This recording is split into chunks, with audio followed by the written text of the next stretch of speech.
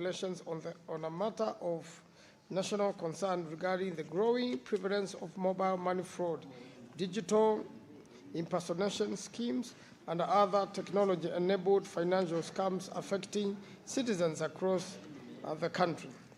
Kenya's rapid adoption of digital financial services and mobile money platforms has significantly expanded financial inclusion and transformed the country's economic landscape. However, this progress has also been accompanied by an increase in sophisticated cyber-enabled financial crimes, including fraudulent mobile money transactions, SIM swap schemes, digital impersonation, and other forms of online fraud that target unsuspecting members of the public. In the statement, the committee should address the following. 1, the total number of reported cases of mobile money fraud, SIM swap incidents, and other forms of digital financial scams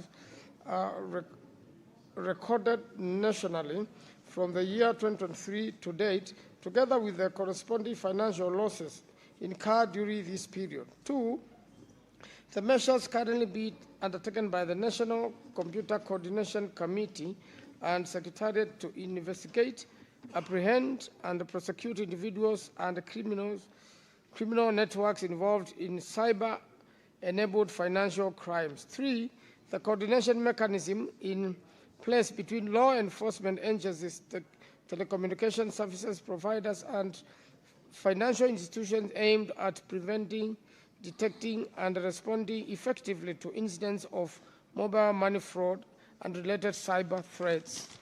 And finally, 4, steps be taken by the State Department for Internal Security and National Administration to strengthen consumer protection frameworks and enhance public awareness on digital financial scams, including initiatives intended to educate the public on how to identify, prevent, and report such fraudulent activities.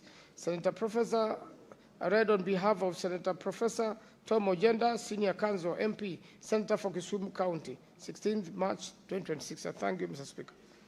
Honorable Senators, I will allow comments for not more than 15 minutes. If you get an opportunity to speak, kindly do so for not more than 3 minutes.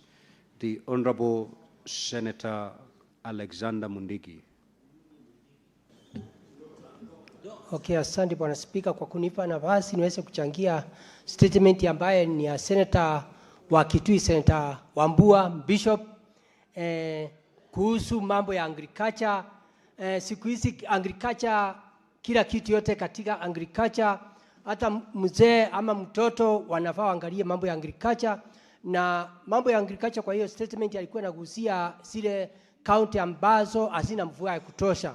Bwana Spika, ningeomba governors wawe wakinjua mvua ya March ya mwezi wa 3 wawe wakipeana chakula kama mwezi wa kwanza na wa pili, kwa sababu unaona kama sasa njuzi walijaribu sana kupeana chakula ya kupanda, lakini bahati mbaya hata saa hii wanapeana, lakini mvua ilinyesha kama hawajapeana mbegu na mvua ikakuja mapema. Kama ni mwezi wa 8 tunajua mvua ni ya mwezi wa 10 na 11, wakipeana chakula ya kupanda kama mwezi wa 7 na wa 9. Kwa hiyo ningeomba Bwana Speaker, governors wote ambaye wale wametoka kwa hizo county wao wakipanga mambo zao mapema. What is your point of order, Senator Fomeru?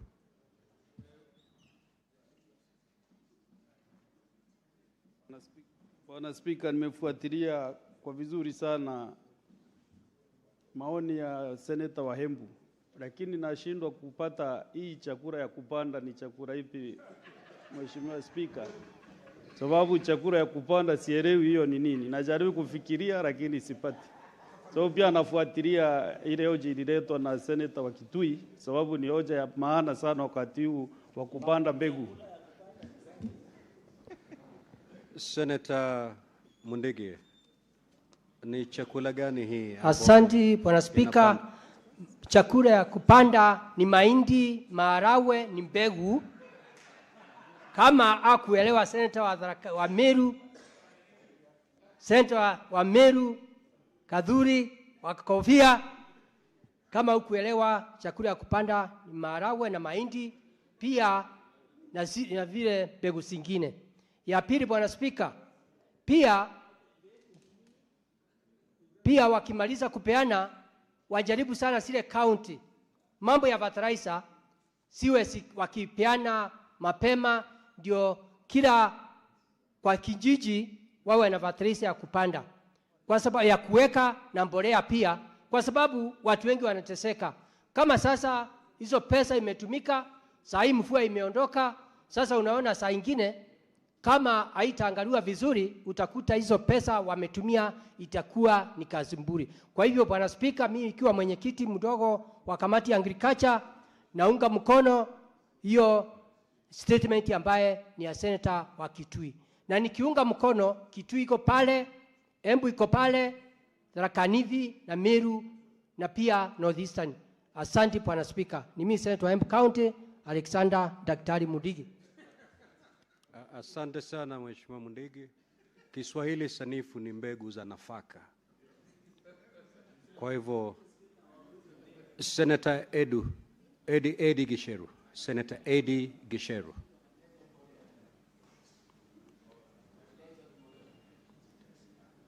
Nafikiri amekuelewa vizuri.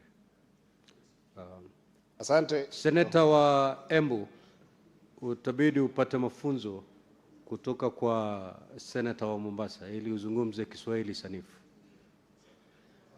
Sawa. Hakuna haja ujibu.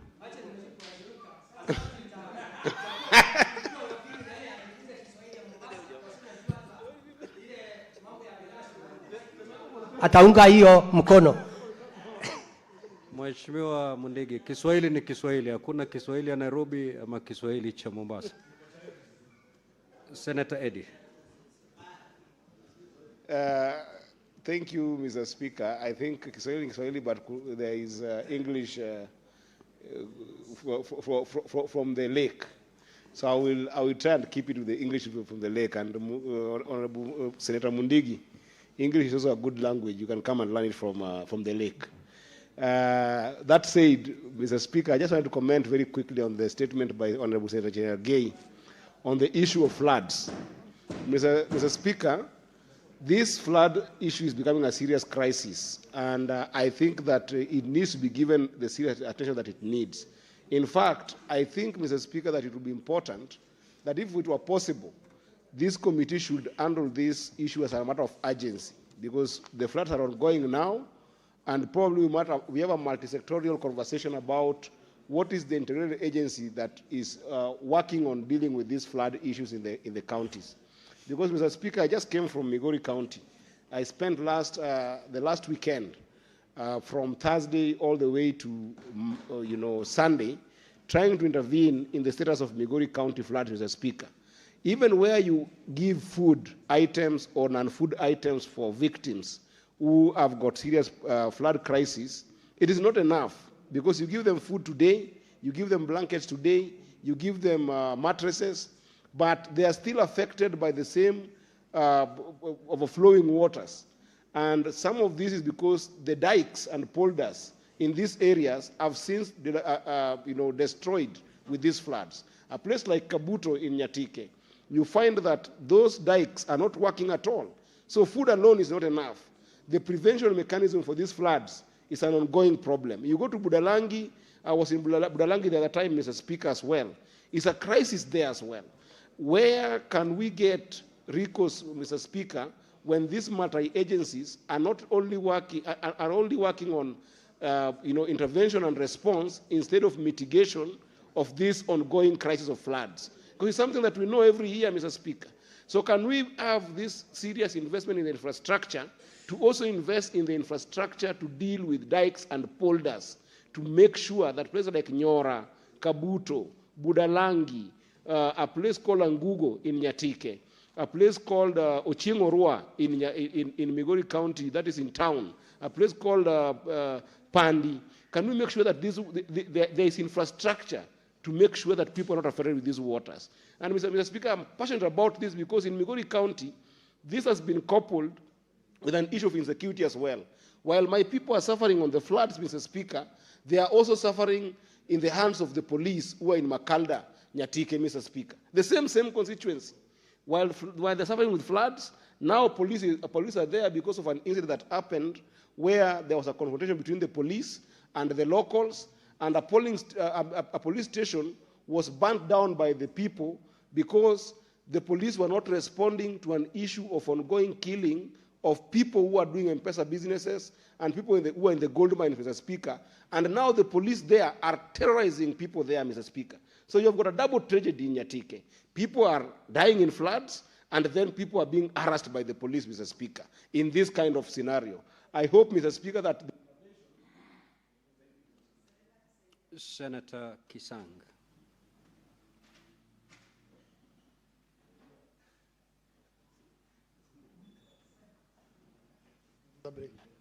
Thank you, Honorable Speaker. Honorable Speaker, I want to make a comment on the statement by Senator for the Raganithi on linear incinerator at Kenyatta National Hospital. Honorable Speaker, you know Kenyatta National Referral Hospital is the first and the largest referral hospital in East and Central Africa, Honorable Speaker, and it's unfortunate that they only have one radiology machine for cancer patients, Honorable Speaker. This is something that the Health Committee in this House and also National Assembly need to push so that KNH is allocated resources to buy one additional or even two more, Honorable Speaker, because it is, I'm sure the cancer patients are also lining a long queue waiting to be attended by the doctors at KNH, Honorable Speaker. This is a very serious matter that the management and the board of KNH need to look into and make it as an agency, as a matter of urgency, Honorable Speaker, so that our people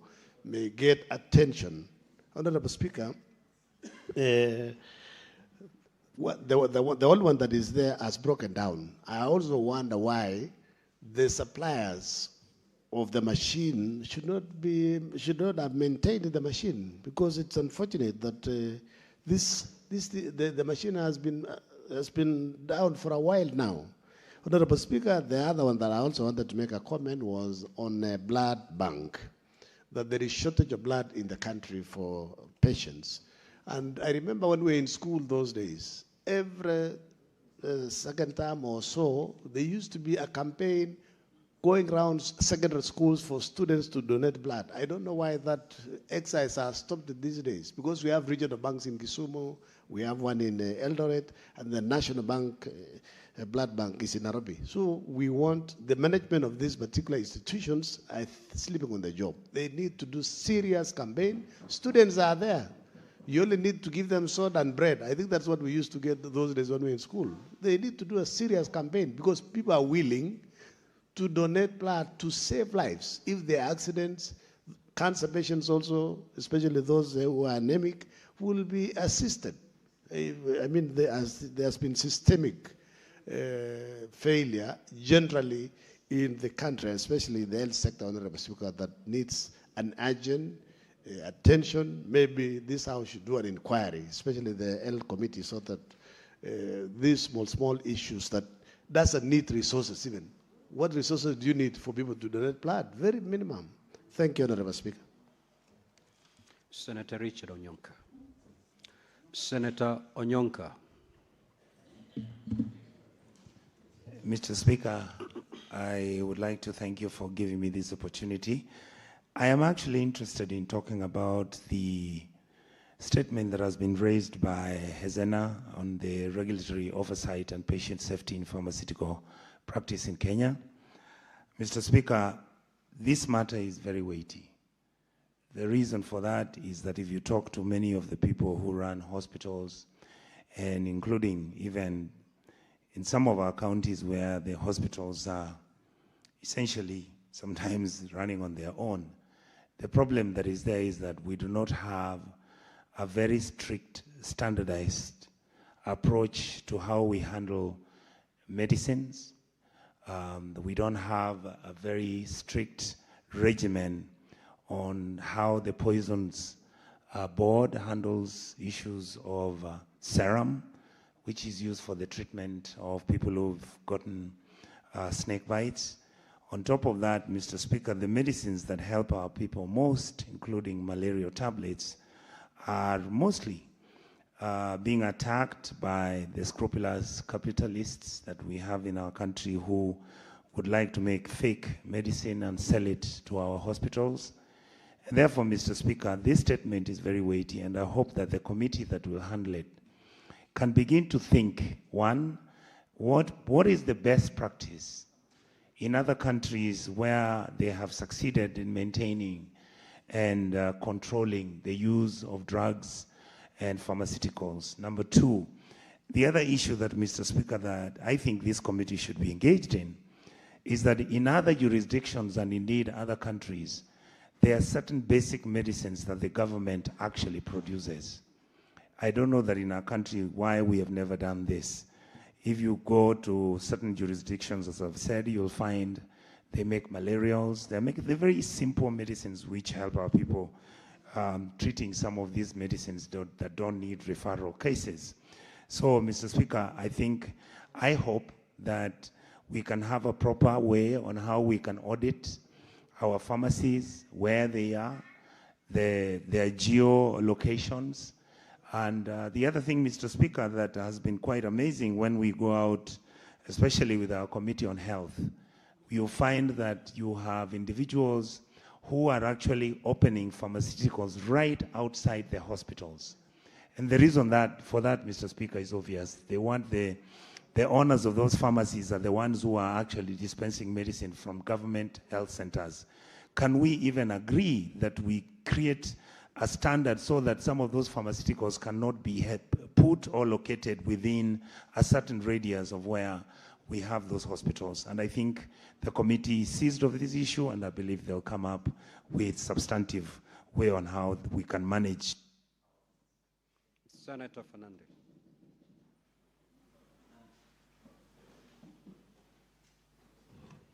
Thank you, Mr. Speaker, for the opportunity. Let me make quick observations on the statement by the Deputy Speaker and the Senator for Meru, that this issue of cattle rustling and banditry is very unfortunate. Mr. Speaker, it's so sad.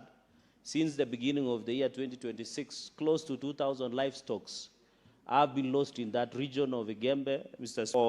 And almost over 21 deaths have occurred since the beginning of the year, and a number of fatalities and loss of cause of property and destruction, Mr. Speaker. Even what shocks the police, after he left the area where this conflict is happening, one person was killed. So it means the bandits are so emboldened that they no longer fear the police, Mr. Speaker. Even the promises of the cabinet minister in charge of Interior have been just wishy-washy, Mr. Speaker. You remember he appeared on a number of occasions when we asked him on the issue of banditry, especially in Meru, let alone Marsabit, let alone Elgeyo Marakwet, Mr. Speaker. Those promises have just remained promises, Mr. Speaker. I think, and I want to propose, that that area of Meru region, Mr. Speaker, must be gazetted as disturbed area and allow anti-stock theft police unit to move in and other special forces so that once and for all, we can deal with that criminal lawlessness in that region once and for all, Mr. Speaker. And I hope the people of Meru will find peace and solace and be able to graze their animals, Mr. Speaker, in peace, Mr. Speaker. And we hope the Deputy Speaker will get our necessary support. Mr. Speaker, finally, on the issue of Kenyatta National Hospital, Mr. Speaker, I don't know what is happening with our referral hospitals, because Moi Teaching and Referral Hospital has a similar problem, Mr. Speaker. Can you believe this machine called linear accelerator, Mr. Speaker, has been dysfunctional for a number of months, close to 1 year. And Mr. Speaker,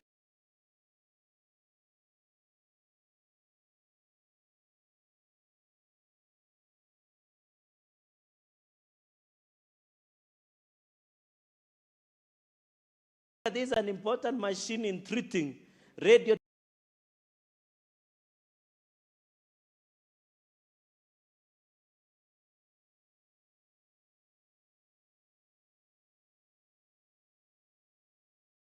therapy, especially cancer, Mr. Speaker. And we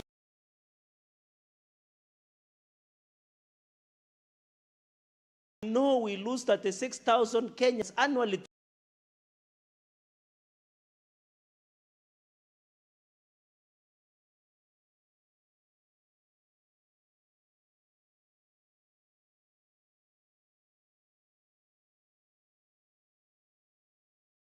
to cancer deaths, Mr. Speaker. Cancer being the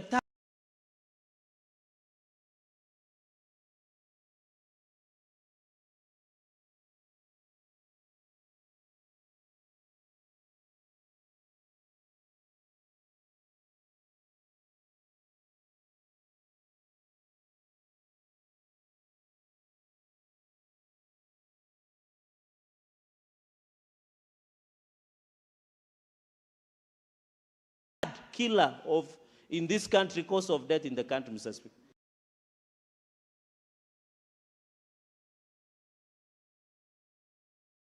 There are 48,000 new cases of cancer in this country, and most of them are treated at Kenyatta National Hospital, Mr. Speaker. We cannot take it, Mr. Speaker. I want to challenge the CEO and the board and the Cabinet Secretary in charge of health to move with speed.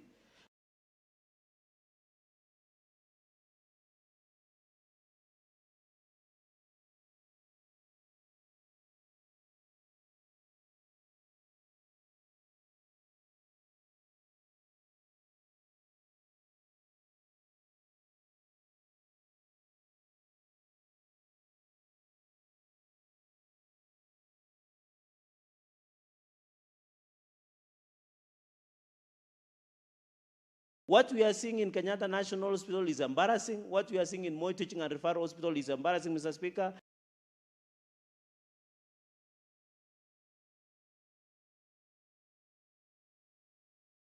We must ensure, Mr. Speaker, that the money that goes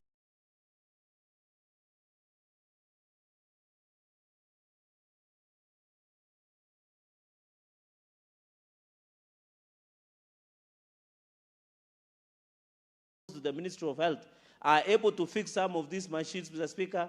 When I saw the news, Mr.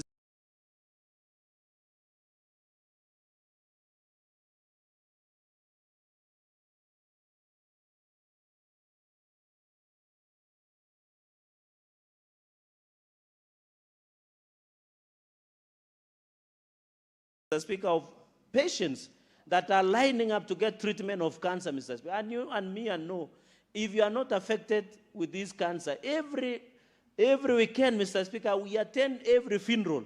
At least 1 or 2 people die because of cancer, Mr. Speaker. While we appreciate that SHA is covering some of the costs, we must fix this machine, the linear accelerator machine that uses to treat cancer in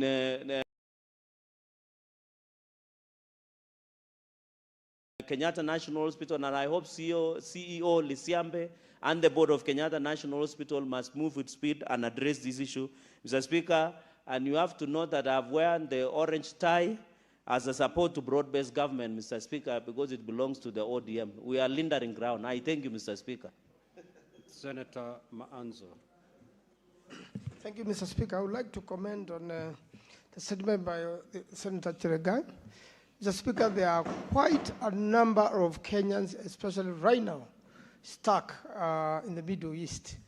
And the situation is so pathetic that there is war in the area, and the flights are not even making it. And even the worst case scenario is the Kenyans who travel to Russia. I followed the CS for Foreign Affairs last night's interview from Moscow. And he sounded helpless, and that the Kenyans who have died there, or the ones held hostage, or the ones who have died at the war front, no one can account for them, and there's no mechanism. Yet they had a Kenyan passport, yet somebody pretending or authorized by law here send these people to a foreign country, and when something happens like that, even with the bilaterals which must exist between ourselves and Russia, it seems there is no way that these bodies will come back home, Mr. Speaker. I think it's a very tough, and this House has to give direction in this matter. For a lot of times, Mr. Speaker, it is members of Parliament who have ended up repatriating, bodies from abroad. Eventually, they go to their senator or they go to their member of Parliament, and the member of Parliament has to go to their pocket, Mr. Speaker, to bring these bodies home. It has happened to me twice now from Middle East, and it is extremely challenging. And even one time from Seychelles, to really go into a very big expense to bring somebody from Makueni constituency home who had died there. And in fact, their policy is that the Muslim culture they bury in a day. If it is in a country where they cremate like Seychelles, they want to cremate in a day. They don't even have facility. The House needs to come out strong on this particular issue so that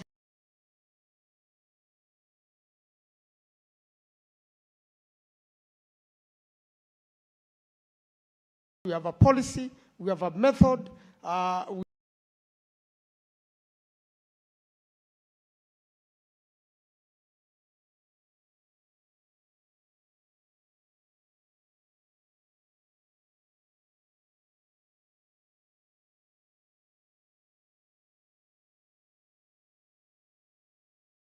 We have foreign affairs relations which can negotiate so that a parent in Kenya cannot be told that their son could be dead or is dead and there is no way the body can come home.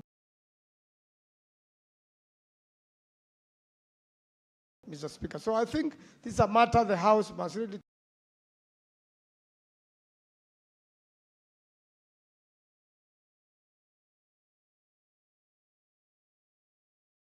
take seriously. It's a crisis, especially if this war in Middle East continues. I thank you, Mr. Speaker. I second. Senator Chimera.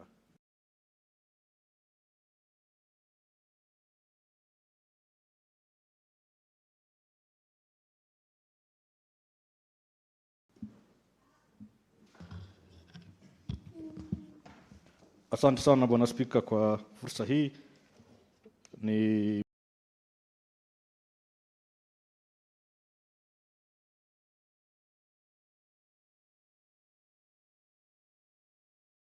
pende tu kupeana changizo zangu fupi kwa hoja ambayo imeletwa na Mheshimiwa Senator kutoka Nandi, Mheshimiwa Senator Cherargei. Na nimpongeze kwamba leo hii ameleta hoja muhimu sana katika bunge letu hili. Sio ile tabia yake Mheshimiwa Spika ya kubweka tu, yeye uzungumzia mambo mengine ambayo saa zingine Mheshimiwa Spika mambo ambayo Senator Cherargei huzungumzia saa zingine Bwana Spika. What is the point ni mambo ambayo Senator Fernandi? Mheshimiwa Spika, nafahamiana ya kwamba Senator Chimera hii ni awamu yake ya kwanza. Hakuna kubweka katika bunge la Seneti. Ni kuongea, kuwakilisha. Nafikiri Mheshimiwa Spika, kama Kiswahili imemchanganya kidogo atumie Kimombo. Aniombe msamaha, aombe ridhaa na atoe katika ansadi la bunge la Seneti. Sitakubali Mheshimiwa Spika. Na awajibike. Mheshimiwa Spika, ni kweli ananiharibia jina. Bweka ni umbwa tu, si binadamu. Na Senator Chimera. Bwana Spika, Mheshimiwa Cherargei hawezi nifunza Kiswahili Bwana Spika. Mimi nimetohoa tu Bwana Spika, na kama haelewi basi nitaweza kumfunza Kiswahili nje ya jumba hili. Lakini ilikuwa niseme tu kwamba sikuzungumzia kwa muktadha wa kuwa ndani ya jumba hili Bwana Spika. Lakini yale mambo Bwana Spika. Umezungumza ukasema kwamba leo Senator Wanandi amezungumza jambo muhimu, si kama zile siku zingine ambazo anabweka. Inamaanisha kwamba zile siku zingine hazungumzi jambo la maana, amezungumza tu jambo la maana hivi leo. Na hiyo si lugha mzuri ya bunge. Tafadhali toa maneno yale, ondoa maneno yale, na pia umuombe msamaha mwenzako na uendelee kuzungumza, umalize muda wako. Asante Bwana Spika kwa mawazo hayo Bwana Spika.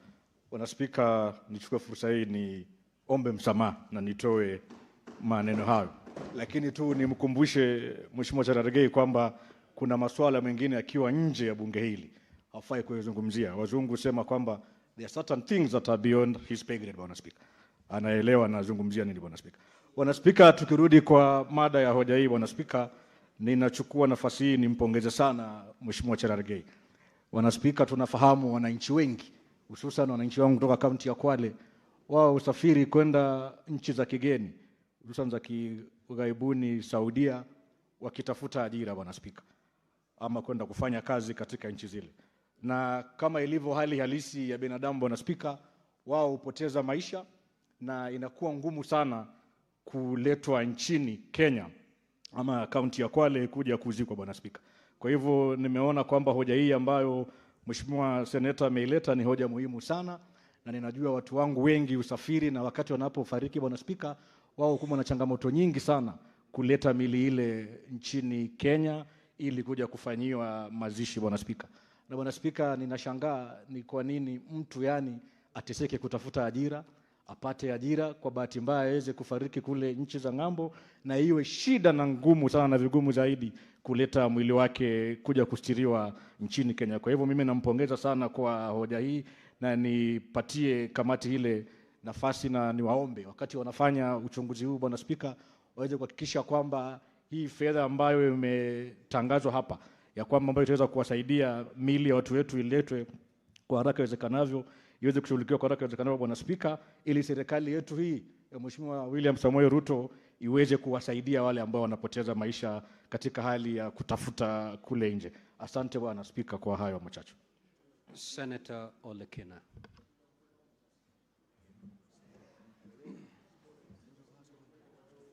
Thank you, Mr. Speaker. Mr. Speaker, I'd like to make some brief comments on a very, very important statement brought by the distinguished senator from Kisumu on the issue of cybercrime and mobile fraud. Mr. Speaker, the biggest question that I have today is that does the rapid fintech growth in the country outpasses defenses in terms of our vulnerability? Mr. Speaker, our financial institutions just last year lost about $1.5 billion in terms of fraud. And when you look at this, it has surged heavily to about 264% when it comes to the issue of mobile fraud. So the question is, are we failing as a nation to be able to protect the citizens?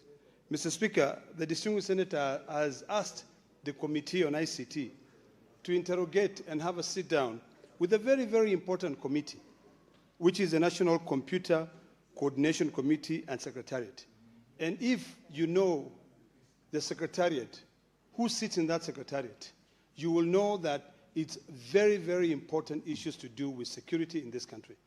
Mr. Speaker, the people who are more vulnerable are people who we represent, mostly people who have got very limited education backgrounds, people who, when it comes to an issue of SIM swaps, then they just go and they swap it, or other people can be able to swap the SIM. They take the money which is in their mobile. And a lot of families are actually languishing now in poverty because they save money, and then because of lack of control, lack of defenses in this fintech growth, you know, people lose their money. So, Mr. Speaker, beside the committee looking or interrogating this very important committee, I think it's about time that we look at the laws on cybercrime in this country. It's about time that we tighten the controls.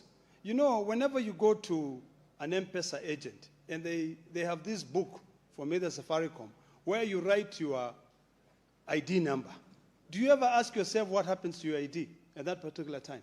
So, Mr. Speaker, this statement is very, very important. And we should be very keen on statements that are brought that protects our citizens and also ourselves, Mr. Speaker. I think in this country today, we have very weak identity protections in the sense that anyone can go to a Safaricom agent and, you know, swap their SIM cards. It is about time now that the ICT committee looks at the law, looks at the role that is played by this very, very important secretariat, and see how we can tighten it so that we make it difficult for anyone to just get a line. Today, Mr. Speaker, I dare say, if you take your ID and you check how many lines you have, you'll find that there are about 10 or 20. I know county governments that have so many IDs. You'll find agents, the ones who collect revenue in like cess collections. You'll find that if you run an ID card of one of those cess collectors, you'll find that they have about 10 SIM cards registered to them. And if you follow the history of it, at some point, you will see that that SIM card was lost, and it's now registered to somebody else because they collected a lot of money, which is money that was meant to go to support the community. But now that money, since they have kept the record for some time, they throw it away. So, Mr. Speaker, we really need to relook at our regulations. We need to be able to ensure that we tighten laws that governs our identity. It is also important because currently, Mr. Speaker, this is a systemic failure caused by our idea to embrace technology without really asking ourselves, how do we protect ourselves from this technology? I think Central Bank, telecommunication companies, and the Communication Authority of Kenya must have a sit-down This secretariat must pull up its socks to be able to ensure that they protect the citizens. It is not just every Tom, Dick, and Harry comes up and say, I want to register a fintech company, and they are given a license. Why can't we do a serious KYC? Look at what they're doing. These companies that are providing financial services, where are they coming from, Mr. Speaker? That is the question that the distinguished senator is asking, and I think it should worry us that we are losing a lot of resources. Senator Kathuri. Thank you, Honorable Speaker, for this opportunity again to make a brief comment on the statement requested by the Senator for Kitui County, Senator Enoch Wambua. Mr. Speaker, the issue was that trying to address in his statement is how farmers in the island and semi-island areas can get good seeds, that is certified seeds for planting during this season, Mr. Speaker. You know, to attain food security, every farmer should be encouraged, Mr. Speaker, to grow his crops, to grow maize, beans, sorghum, and any other crop that they can be able to produce. Mr. Speaker, the challenge that the farmers have, and he was addressing this matter only to the county governors, Mr. Speaker, is how they can get affordable and certified seeds, especially the seeds that can grow in households, Mr. Speaker. But not forgetting also there is a role that the national government also plays in agriculture, especially in policy formulation. Mr. Speaker, every fertilizer is currently imported by the national government through the National Cereals and Produce Board. And Mr. Speaker, the county governments only engage to store in the warehouses that are certified. Mr. Speaker, so the national government has an obligation also to ensure that fertilizer is available. Actually, the last mile for fertilizer should be at the one level, Mr. Speaker. But nowadays, you will find out that fertilizer is only delivered to the county headquarters. The people from far-flung areas are unable to get fertilizer on time so that they can prepare their land for planting, Mr. Speaker. So I think the seeds should not only be availed for the areas with arid and semi-arid ecological zones, but also even to the high potential areas, because that is where we have the grain basket. Even high potential areas should be supported to produce enough food, so that also when the food fail, due to this rain-fed agriculture, even when food fail in the arid and semi-arid lands, food will still be available in the high potential areas, and Kenya will be self-sufficient in food production. So, Mr. Speaker, we want to support that idea, and also to say we really need a policy for those people who die while outside this country. Mr. Speaker, you know, people are now moving a lot through the government programs to the countries outside, and therefore to get employment and to do the work there.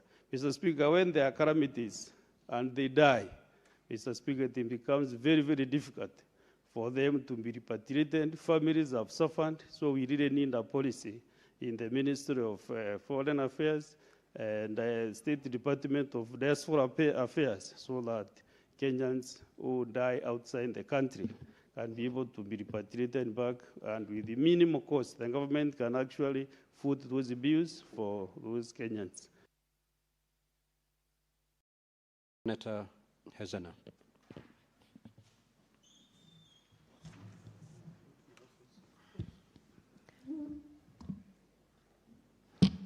Mr. Speaker, I rise to make a comment on the statement by the Deputy Speaker of the Senate and the distinguished senator for Meru County on the rise of banditry in the northern part of Meru.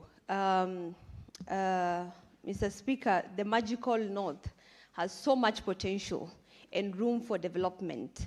While we are witnessing flooding in Nairobi because of overcrowding, the northern part is witnessing flooding of banditry. It is very ironical that this particular region is where we have the Batuk, the British training unit, we have the KDF unit, and we also have the American forces over there. And the irony is that the same place where all these forces are confined still has very little security as far as the communities around the region are concerned. I do not know if this is a very well planned agenda to ensure that that area is very hostile for human survival or existence, to be able to take away these lands. That needs to be investigated and thoroughly. Mr. Speaker, but I want to concentrate on the issue on compensation. Anytime there is a problem with the farmers in this country, we hear that they have been compensated with immediate effect. But it looks like whenever our cows, our livestock is stolen, our lives are lost, nobody thinks about compensation, probably because we are people of a lesser God. It is important that the PS in charge of livestock, who appeared before one of our committees for agriculture recently, takes that matter very seriously, or it is time for him to quit office if he's unable to do what he was employed to do. Mr. Speaker, after every banditry attack, our people are impoverished. They are sent back to square one, where they have to begin afresh. They do not have factories, they do not have industries, they don't have water to be able to partake in agriculture. All they depend on is the livestock. If their cows are taken and lives are lost, definitely there will be a retaliation. It is high time that the national government prioritizes taking companies and factories from the crowded industrial area to the northern part of Kenya. We have enough land. We are ready to offer land for factories, for manufacturing, for investors in the manufacturing sector, as long as our people find an alternative. But when we continue coming to this floor to speak about banditry, that our people are being attacked, when very little is done, nobody is thinking out of the box.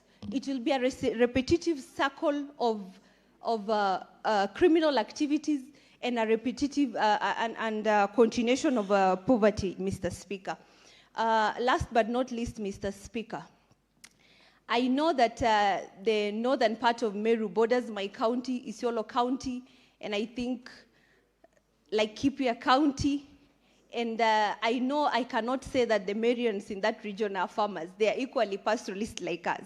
So when we talk about diversification of means of livelihood, we are talking about Kenyan citizens from about 4 counties. Thank you, Mr. Speaker. Senate Majority Leader.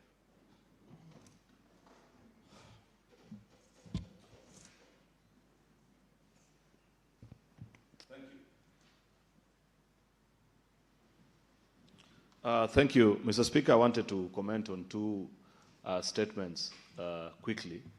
One is on the issue of challenges being faced at Kenyatta National Hospital, and just put it on record that perhaps it's time our health committee did actually pay a visit to this particular health institution.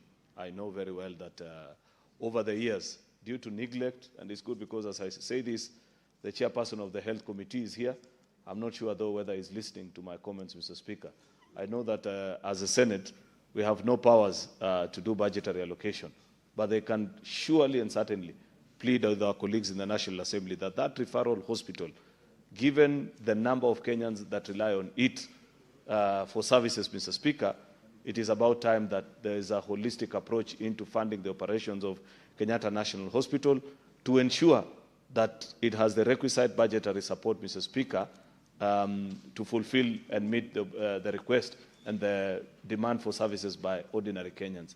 While at it, Mr. Speaker, I know there has been conversations about Nairobi Hospital as well, and I have seen some characters, particularly people who don't have any agenda for this country in the opposition, trying to make mockery of the fact that there is need to rescue that particular hospital. Mr. Speaker, I agree with those that are arguing that that hospital is equally as important as any other hospital in this country. The last time I took a patient to Nairobi Hospital, Mr. Speaker, I could tell that there is a problem in this hospital. Every person, right from the doctors to the nurses, unlike in the past where you'd make your payments using your health insurance card, Everybody was asking for their payments in cash and on M-Pesa, including the doctors, Mr. Speaker. That tells you there is a challenge. And in an institution of that stature, Mr. Speaker, I hope that a quick resolution of that matter can be achieved so that the hospital can continue to offer services to other Kenyans. Otherwise, Mr. Speaker, we'll find ourselves in a situation where we are squeezing the little space that is already non-existent in other national referral hospitals, Mr. Speaker. I thank you. Senator Omtata.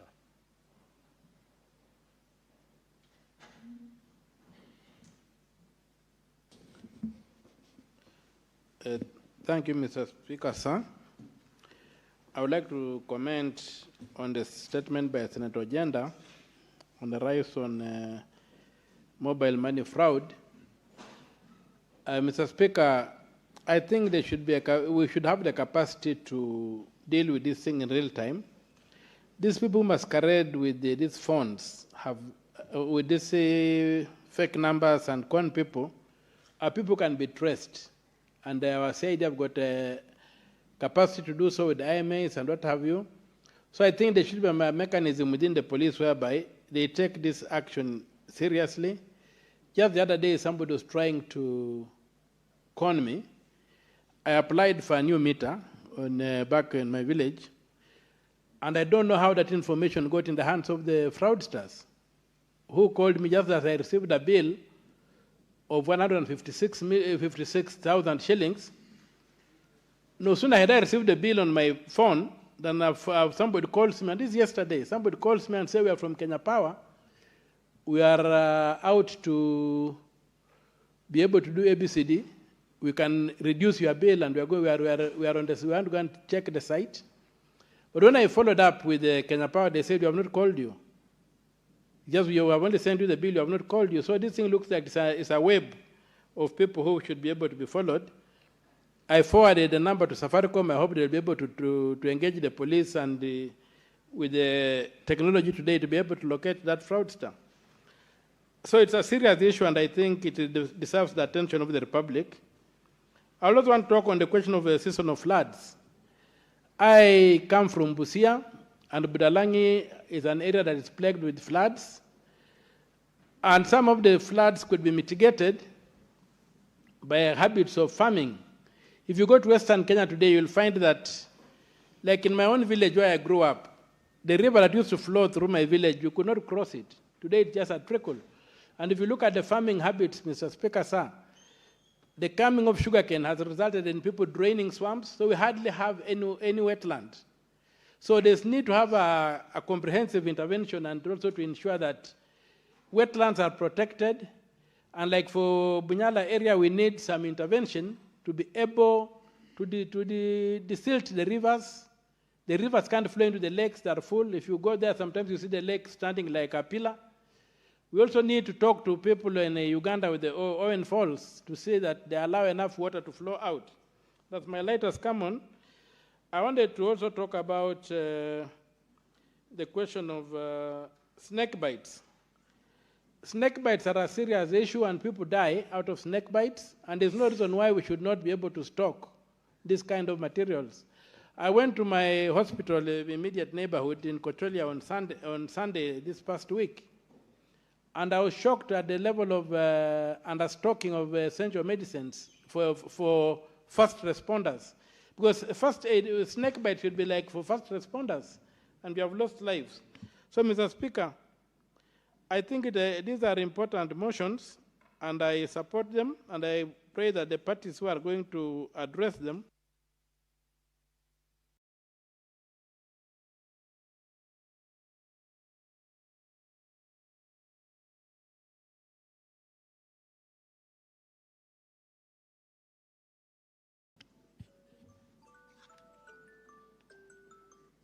Senator Derito John.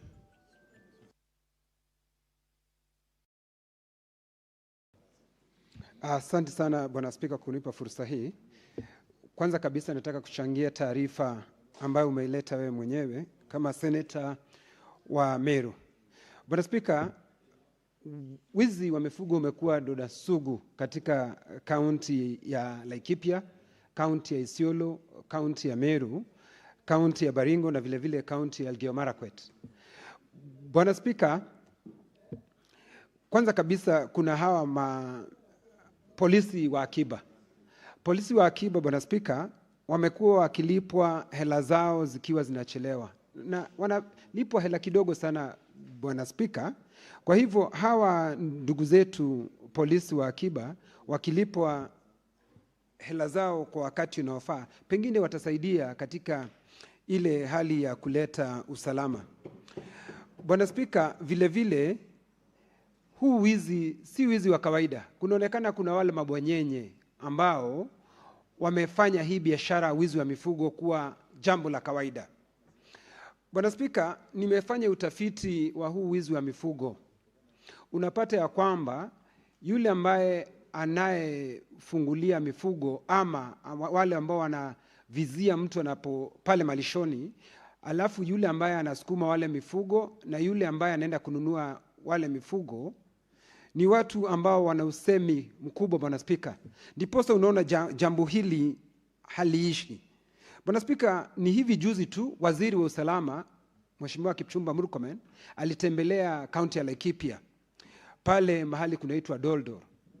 Bwana Spika, hata baada yeye kutembea pale, kabla yeye, nakumbuka Kindiki alikuwa ametembea mahali papo hapo wakati chief alikuwa ameuawa. Bwana Spika, inakuwa ni kama jambo la kawaida huu wizi wa mifugo. Hili jambo linapaswa lichukuliwe kwa uzito unaofaa, Bwana Spika.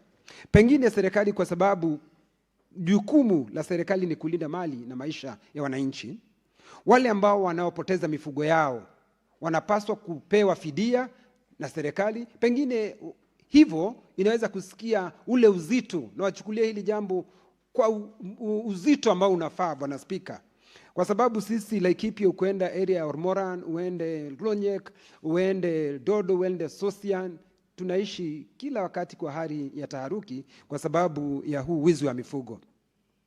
Kwa hivyo kamati inayohusika inapaswa iliangalizie hili jambo kwa undani. Bwana Spika, kuna taarifa ambayo imeletwa na Senator wa Kitui, Senator Enoch, kuhusu mbegu na mbolea.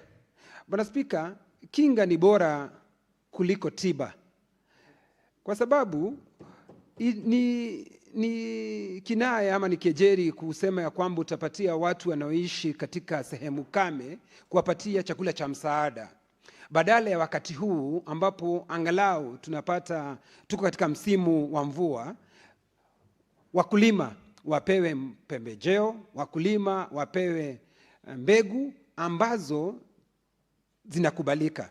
Kama sehemu zile pengine wapewe mtama, Bwana Spika, wapewe wimbi, kwa sababu hizi ndizo mbegu ambazo zinaweza kunawiri hata wakati wa ukame. Bwana Spika, mbolea inapaswa si kuletwa katika miji, inapaswa kupelekwa katika zile sehemu ambazo watu wanalima, Bwana Spika. Si kuleta katika magala yako, kama mfano kupeleka na nyuki, badala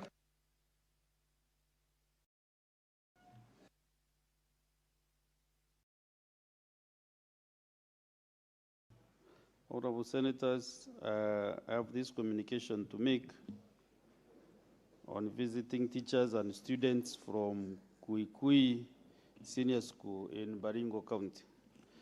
Honorable Senators, I would like to acknowledge the presence in the public gallery this afternoon, visiting teachers and students from Kuikui Senior School in Baringo County. The delegation comprises 2 teachers and 46 students who are visiting the Senate for an academic exposition. Honorable Senators, on behalf of the Senate and on my own behalf, I extend a warm welcome to the delegation and wish them a fruitful running. Thank you.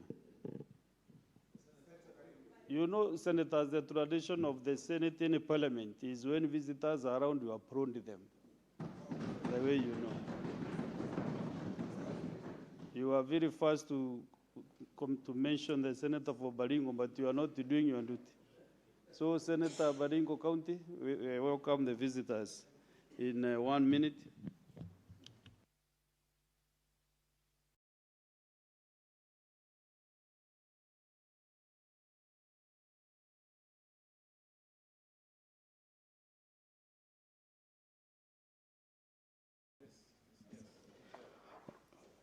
Okay, thank you, Mr. Speaker, for giving me this opportunity to welcome the young learners from my county, Baringo. Mr. Speaker, Kuigui Secondary School is a school that I know. It is located in Baringo North, in Baringo County. So, Mr. Speaker, I just want to welcome the young learners from Baringo. Kuigui Secondary School is a certain school in Baringo which performs very well. And as a county, as leaders, we are very, very proud of Kuigui Secondary School. So, Mr. Speaker, long time ago, when I was a student, I happened to visit this house, Mr. Speaker, and at this time, I stand here again representing the great county of Baringo. So the young learners who are here today, I wish them the good learning in the house, and one day, one of them will be the representative of Baringo once I'm done as their senator. So as they go back home, I wish them safe travels and say hi to their parents and continue working hard in your academics. Thank you so much, Mr. Speaker.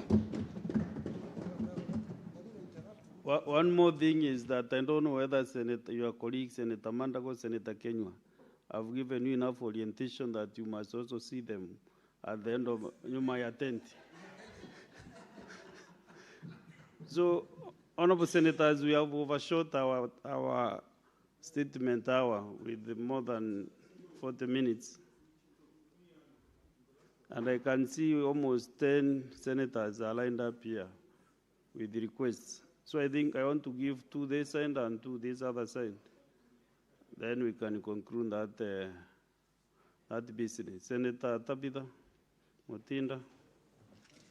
Thank you so much, Mr. Speaker. I want to briefly comment on the statement by Senator Cheredga in regards to the issues of the migrant workers. Mr. Speaker, not only repatriation of our beloved Kenyans when demise happens, it is also prudent that their loved ones, because we've had cases whereby some of them have given birth to beautiful children, but when they come back to the country, those children apparently have not been able to accompany their Kenyan parents back to their original soil, Mr. Speaker. I'm happy and I want to thank this House for supporting my labor migration bill that passed. It's currently at the National Assembly, and I know it will be able to address these issues widely. Mr. Speaker, quickly again, on two very key statements that touch on health, a committee that I serve with very much passion. And these two statements are one from Mheshimiwa Gataya and Mheshimiwa Seki in regards to the issues of Kenyatta National Hospital. Mr. Speaker, Senator Seki's statement talks about blood bags. Bags. The Swahili word is mifuko. How, for Christ's sake, Mr. Speaker, can we this time and era be lacking bags for collection of blood in this country? I mean, it's basic. This is lack of priority for what is needed, Mr. Speaker. It's a shame. Mr. Speaker, on the other hand, it's on the issue of the disease called cancer, Mr. Speaker. The statement by Mheshimiwa Gataya talks about the linear accelerator machine that has got issues and has not been repaired, hence having only one machine in a national hospital, Mr. Speaker. It's a shame. Cancer is one of the deadly diseases in this country. And actually, it should be declared a national disaster, Mr. Speaker. It is the high time, Mr. Speaker, that cancer should actually now be treated for free because it is highly affecting. Almost in each and every homestead, there's an issue, Mr. Speaker.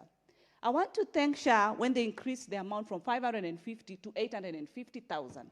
But it is not enough if the same hospitals that Kenyans are depending on, case example, Kenyatta National Hospital, does not have a basic machine. No Kenyan should suffer, Mr. Speaker, or die from a disease that can be prevented or can be treated, Mr. Speaker, on the other hand. It needs early diagnosis, Mr. Speaker. Cancer is a disease that can be addressed, Mr. Speaker. And it is the high time the county hospitals, I was in the great county of Lamu the other day, and also the radiographers are scarce in this country, Mr. Speaker. And the few that are there should be motivated in across all the counties and at the national level, Mr. Speaker. They play a critical role, Mr. Speaker. Late diagnosis is what is killing our dear Kenyans, Mr. Speaker. It is the high time, Mr. Speaker, that even the medication of cancer, the cost should be extremely lowered, Mr. Speaker. We should be able to pass this, Mr. Speaker, because the same way HIV drugs today have been free, and people suffering from HIV have been able to move to hospitals and acquire and take these drugs, and they are proudly saying that we are on medication, Mr. Speaker. The same should be offered to people with cancer. The radiography machines, Mr. Speaker, should be added to each and every, especially the national hospital. How can we be having a national hospital like Kenyatta Hospital and they sit comfortable, Mr. Speaker? I urge my colleagues, when we'll be passing the division of revenue, kindly agree that we add more monies, but aimed at increasing more funding at the health sector, Mr. Speaker. Mr. Speaker, you can do everything right. But when this disease hits you, Mr. Speaker, everything stops, Mr. Speaker. It is the high time that we support matters health, Mr. Speaker. And I want to... Senator Mogeni Herrick.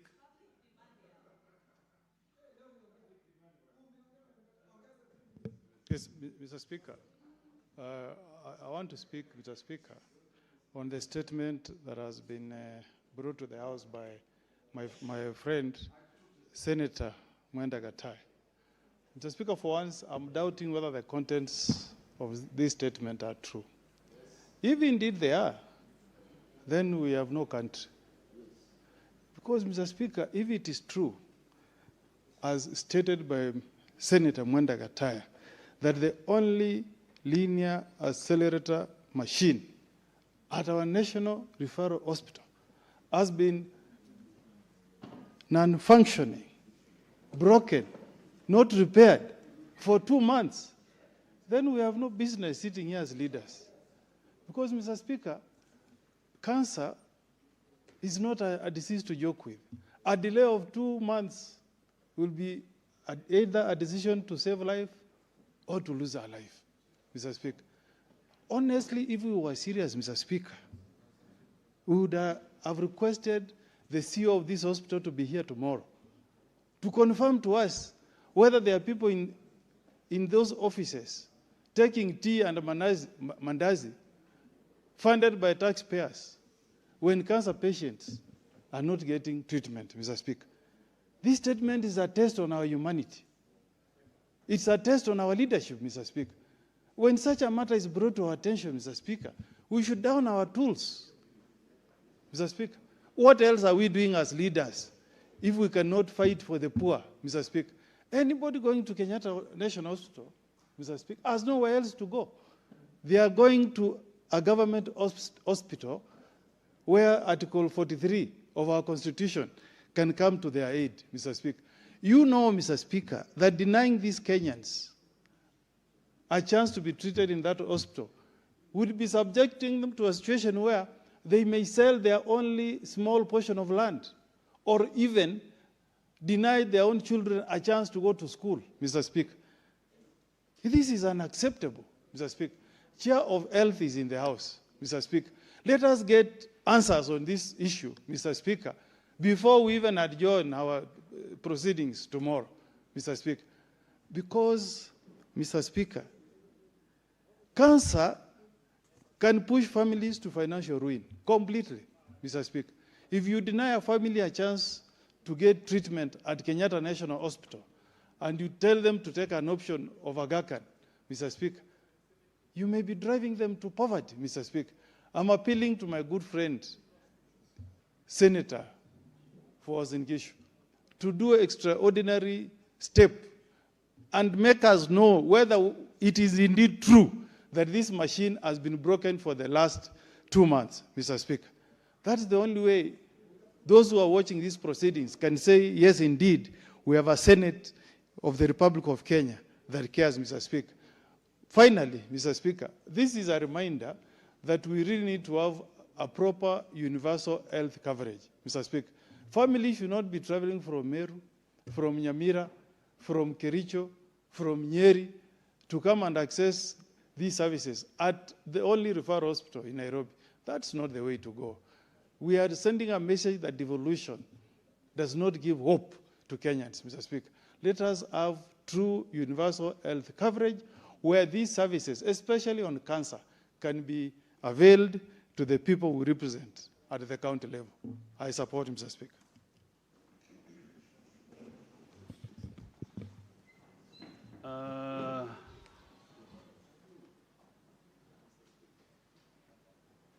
Senator Mandago Jackson, you know you chair the Health Committee, and a lot of issues has come your way by many speakers. So, as you maybe make your comment, also as from where the chair, we want this information soonest time possible.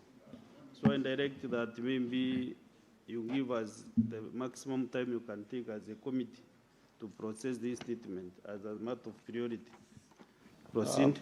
Thank you very much, Honorable Speaker. Honorable Speaker, indeed, the matter that has been raised concerning Kenyatta National Hospital is a very critical matter.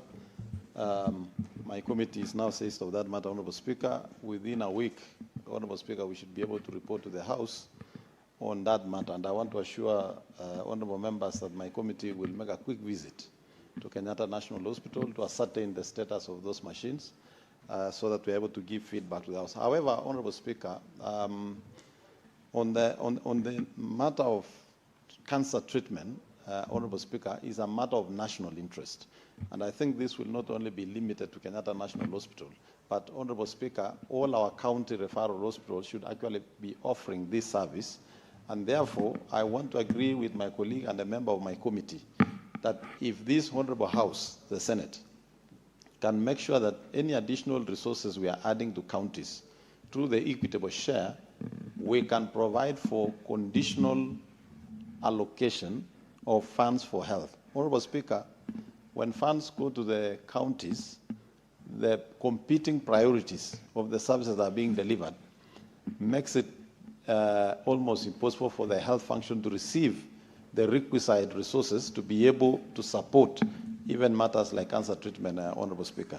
Honorable Speaker, we need to increase our human resource, the oncologists we have in this country. That is why most of these equipment are centralized in the national referral facilities. So it's a matter of national interest, and I would want to urge the House, even as we consider the division of revenue for the next financial year, Honorable Speaker, in the next budget, let's ensure that we put money as conditional allocation for counties to be able to use. It should also be noted, Honorable Speaker, that there is a concerted effort from the national government through the National Equipment Service Program, where all the national referral facilities have been given the opportunity to get the equipments through that arrangement, Honorable Speaker, that will not require immediate capital expenditure on procurement of the equipment, but on a placement model, Honorable Speaker, so that it is we pay for the use. Honorable Speaker, we expect the national referral facilities to move with speed and utilize that program to make sure we have sufficient equipment, but we also ask the ministry to increase the human resource required for that sector, Honorable Speaker. Honorable Speaker, on the statement by Senator Ezena on a matter of interest on dispensing of drugs in one of the chemists in Eldoret, Honorable Speaker, we are seized of that matter.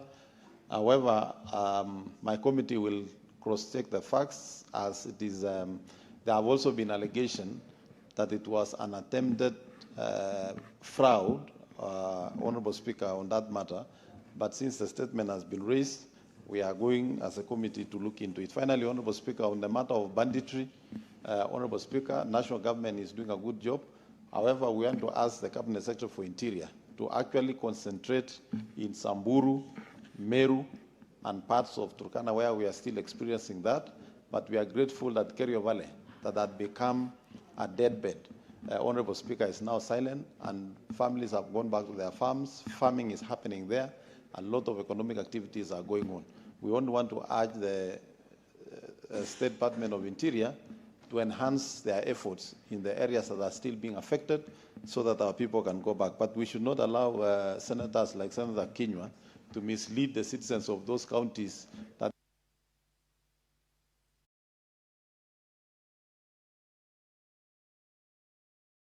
Yes, Majority Leader. A concern. I heard what the instructions that you gave to the chair of Health Committee. You're very clear that he's the chairperson of the Health Committee, and therefore he should do a small brief in summary of many of the issues that are being canvassed. And I want to commend him because he covered quite a number of them. But he didn't cover the most important one, Mr. Speaker, which even myself as a majority leader have raised with him. Section 43 of the Social Health Authority Act, Mr. Speaker, demands of the Cabinet Secretary that at the end of 1 year, they should file a report with Parliament on the operations of the Social Health Authority. It is now more than 1 year since that happened, and it will be good to hear from the committee chairpersons if they have engaged the ministry and how far that report is. Mr. Speaker, the reason I want that report to come is to confirm a few statements of information that have been peddled by various senators in this House. I have seen a senator, including my good neighbor, Senator Mogeni, on many occasions say that there is nobody from Nyamira who has ever gone to a hospital and SHA paid their bill. Why I want that report, Mr. Speaker, is so that we can see whether there is anybody from Nyamira that has gone to hospital and have their bills paid, or there is absolutely no one. I thank you, Mr. Speaker. Yes, Senator Okongo. Yes, Mr. Speaker, sir, it's not right for my good friend, Majority Leader, to misquote me. I've never stated that nobody has gone to hospital. And SHA... When you say it's not working. No, let's have the facts clear, Mr. Speaker. Yes. I've come here and said, Mr. Speaker, that under SHA, the benefits that are supposed to be enjoyed by the people are not properly defined. And I've stated here, Mr. Speaker, that I have instances where patients have gone to hospital, like this disease we are discussing this afternoon, cancer. They have incurred bills of up to the tune of 800 plus thousand. And then SHA has only paid a portion, about 15%, 146. And I've said, we cannot be pretending that SHA is serving the poor and the vulnerable when it only pays a small portion and leaves patients with a larger burden. That's what I've stated in this House. And Mr. Speaker, if I'm challenged, I'm willing to go to an extra mile and table those documents before this House. That's what I've stated. Mr. Speaker. Mr. Speaker, another continuous line of misinformation by Senator Mogeni. It will be important if Senator Mogeni became a bit more diligent in his work and listened to even his colleagues when they are speaking. The care package for cancer, and I've had more than 2 or 3 colleagues speak this afternoon and have told you, because every insurance, including the one you have given to us as members of parliament, has a benefits package. For example, in the package you have given us as members of parliament, the maximum amount allowed for dental care is 75,000. Beyond that amount, Senator Mogeni, you have to, Mr. Speaker, can he allow me to correct him because he's informing the House? Under cancer, for example, Mr. Speaker, the package was recently reviewed from 550,000 to 850,000. Therefore, he is obviously not telling the truth when he says that a patient from his county was paid for only 150,000. That is not true, and it's not possible, Mr. Speaker.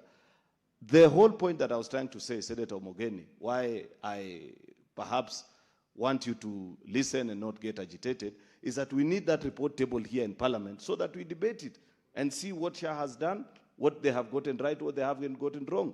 Otherwise, Mr. Speaker, we cannot allow this floor to be used to peddle political statements, Mr. Speaker. I thank you. So, Chair, you can give also that other commitment or update the House whether you have started engaging the CS Health on the SHA report, annual report. Thank you very much, Honourable Speaker. Honourable Speaker, I want to inform the majority leader and honorable members here that on the matter of the annual report for SHA, Honorable Speaker, we are assessed of that matter. We've written to the ministry. We are expecting their response this week.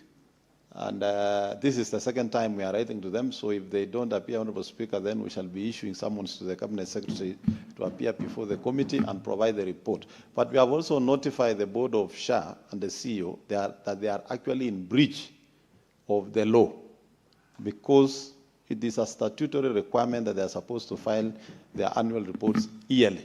And I agree with the Senate Majority Leader and honorable members here that they need to have those reports so that we can check where SHA has done exceedingly well, where they are struggling, and if they need any legislative interventions, this House has always been ready to support, Honorable Speaker. So we don't want them to crop in the dark or struggle when Parliament and this House has always been ready and be able to support. And that is why this House were able to pass the F5 Act, Honorable Speaker, which is now supporting the facilities, although our weakest link is actually in the county governments, Honorable Speaker, because most of those funds for F5 are being withdrawn arbitrarily. And Honorable Speaker, some counties are even failing now to budget for health in their main budget on account that the facilities will raise money through F5. So those are the things, Honorable Speaker, the House will consider. But I want to assure the House that we are going to, by next week, Honorable Speaker, we shall be giving a feedback on how far we have gone with that matter. Thank you very much, Honorable Speaker. Honorable Senators, you remember we were concluding the statements. And I can see the list is still growing. So I opened up more time because of the issues raised in various statements this afternoon. They have really national importance. Even if we even don't transact in other business, but to sort out this cancer issue in the country, so be it. So that is why we have extended that time. But note that withstanding, Senator Matinga, 2 minutes. Thank you very much, Mr. Speaker, sir. Allow me to take also this opportunity, Mr. Speaker. So you've not made the communication to welcome the 2 schools on the public gallery which hail from Nyeri. Having done that, Mr. Speaker, let me proceed and say that, yes, I've listened to my colleagues, but Mr. Speaker, I must also register my disappointment because I feel that we are doing very little to ensure that we detect cancer at an early stage. Mr. Speaker, sir, I had the advantage of studying and bringing up a family in Germany. Cancer detection starts at very, very early stage. And if it is noticed that it lands in the genes of the family, it actually starts at childbirth, so that the medication that you're given, the controls that you're given, the duration at which you are tested, Mr. Speaker, early detection is what we need in this country, Mr. Speaker. And therefore, Mr. Speaker, how I wish, instead of us crabbing on top of lorries and go shouting 1 term or 2 term, that we would be organizing cancer screening seminars where we would have in schools, where we would have in public galleries, in markets, people screened of cancer. Mr. Speaker, we will save not only this country a lot of money, but we will also save a lot of lives. Mr. Speaker, this is an obligation that we cannot push to one side of the government. We cannot say it's the county government. We cannot say it's the national government. It is an obligation that we have as Kenyans to protect our fellow Kenyans, to ensure that those in our families are detected early enough so that they can get the cure, they can get the medication, and most important, Mr. Speaker, the lifestyle that leads to that can be addressed at the right time. Thank you, Mr. Speaker, for giving me the 2 minutes.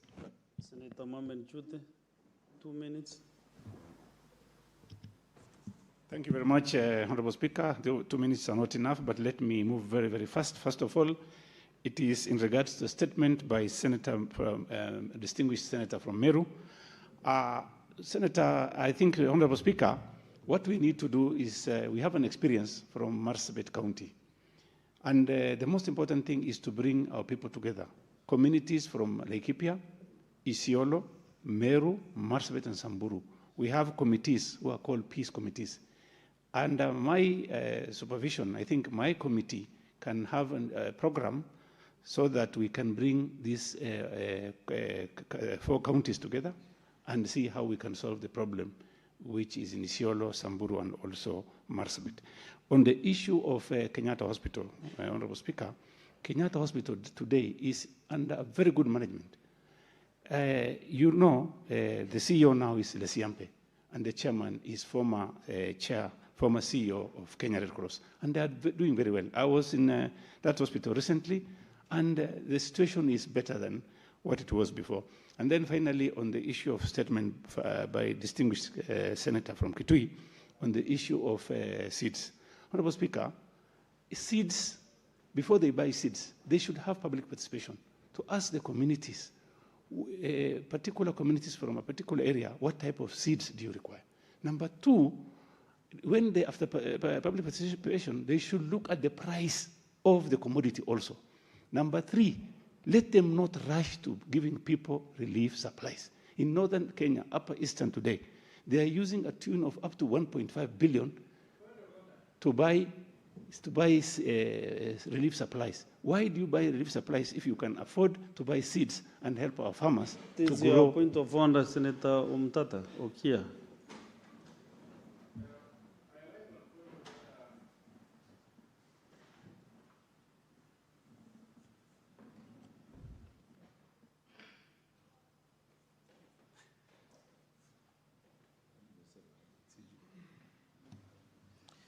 Mr. Speaker, sir, I rise on point of order number 105 to demand that my brother and friend, the gentleman from Marsabit, substantiates his claims that Kenyatta National Hospital is now under good management and is now very well, is run very well, and everything is perfect there. Because what I know is that it continues to depreciate. So I would like him to maybe to substantiate his claims or withdraw them. Thank you, Mr. Speaker. Senator Chute. Carefully. And I want to repeat again and say, I was in Kenyatta Hospital recently, and the management there of CEO Lesiampe and chairman, former CEO of Red Cross, is the management, and what is happening there is better, ever better than before. And that goes to even support from the president himself. That is why you will find today that hospital is doing very, very well. I know his hospital in Busia is not doing well. That one I know. But maybe he's thinking I was talking about Busia. No, I'm talking about Kenyatta Referral Hospital, Kenyatta National Hospital. And I've said he's doing very well.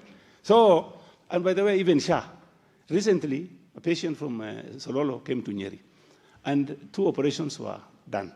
Both operations, 890,000 was paid by Shah. So is it working or not working? It's working. So let's get the report, annual report, and see if counties in Nyamira are not doing well. Then we can amend some laws here, Honorable Speaker. Thank you very much, Honorable Speaker. Under Senators, let me make this communication of visiting teachers and students from Nyangaridi and Nyakinywa comprehensive schools in Nyeri County. Honorable Senators, I would like to acknowledge the presence in the public gallery this afternoon, visiting teachers and students from Nyangaridi and Nyakinywa comprehensive schools in Nyeri County. The delegation comprises 13 teachers and 96 students who are visiting the Senate for an academic exposition. Honorable Senators, on behalf of the Senate and on my own behalf, I extend a warm welcome to the delegation and wish them a fruitful running. Thank you. Honorable Senators, let us now close that order, stop that business completely. And Senator Fonyeri, as I reorganize myself, you can welcome them in Indeed, 1 minute. Indeed, thank you very much, Mr. Speaker, sir. Let me take this opportunity to welcome once more the pupils of Gagarithi and Nyakenyumo. Mr. Speaker, sir, we had lunch together and we did share a lot together. I inspired them, Mr. Speaker, and I did tell them that the destiny of their future is in their own hands. Mr. Speaker, I do recall that I gave them this Naroje over butterfly in your fist, and I told them, it is your choice whether you want to let it fry or whether you want to squeeze it dead. Mr. Speaker, it is indeed very, very important that we in the leadership do take the opportunity to inspire the young generation, because when we are long gone, they'll be the ones who will take this country forward. Having said that, Mr. Speaker, these two schools, I promised them that I'll bring them to the Senate so that they can see what we debate here. I'm happy that they've had an opportunity of sitting here with us and listening to the debate here. I'm happy that the topic that was being discussed is a very, very important topic that affects almost every household. And I'm happy, Mr. Speaker, that they'll take home something positive from here. Thank you, Mr. Speaker, and let me also take this opportunity to wish them journey masses as they embark on their journey back home. But in the tradition of this House, I'll see them out there. Thank you, Mr. Speaker, sir. Senate Majority Leader.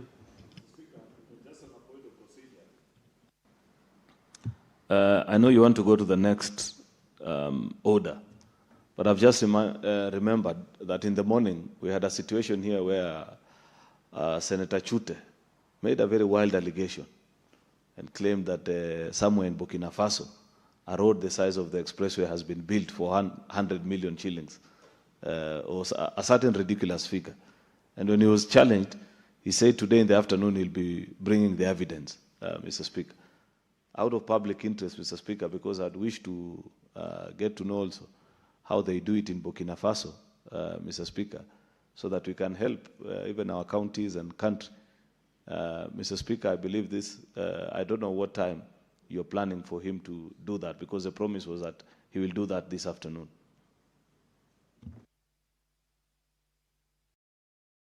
I'll be finding out what happened to... Yes, Senator Kongo Mgen. Yes, Mr. Speaker, sir, just following the same line, I made a statement, this after 19,414 shillings, Mr. Speaker, and SHA paid a total of 218,994. And Mr. Speaker, this was a cancer patient. This was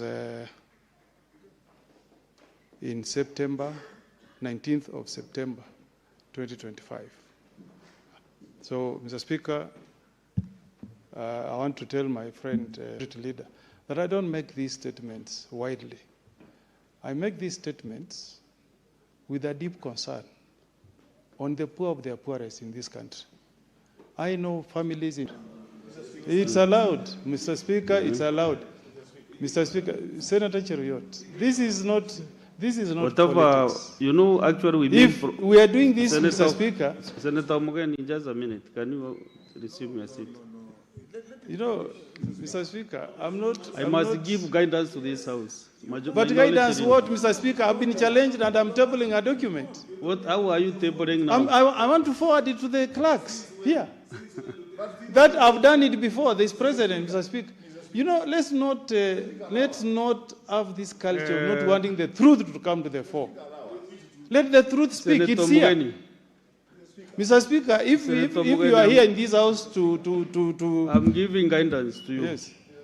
Whatever evidence you have... Mr. Speaker, we can't have a country where people are dying and when we say you block us. Whatever evidence you have, whatever you want to table... We must speak for the poor, Mr. Speaker. That's why we have people's representatives. It is not the chair who has told when you people not die, to it's not a joke, Mr. Speaker. Nobody is happy when their relatives die. Senator Mr. Mugeni. Speaker, so you must allow us to tell the Kenyans the truth and the... Senator Mugeni, have your seat. Which document are you tabling?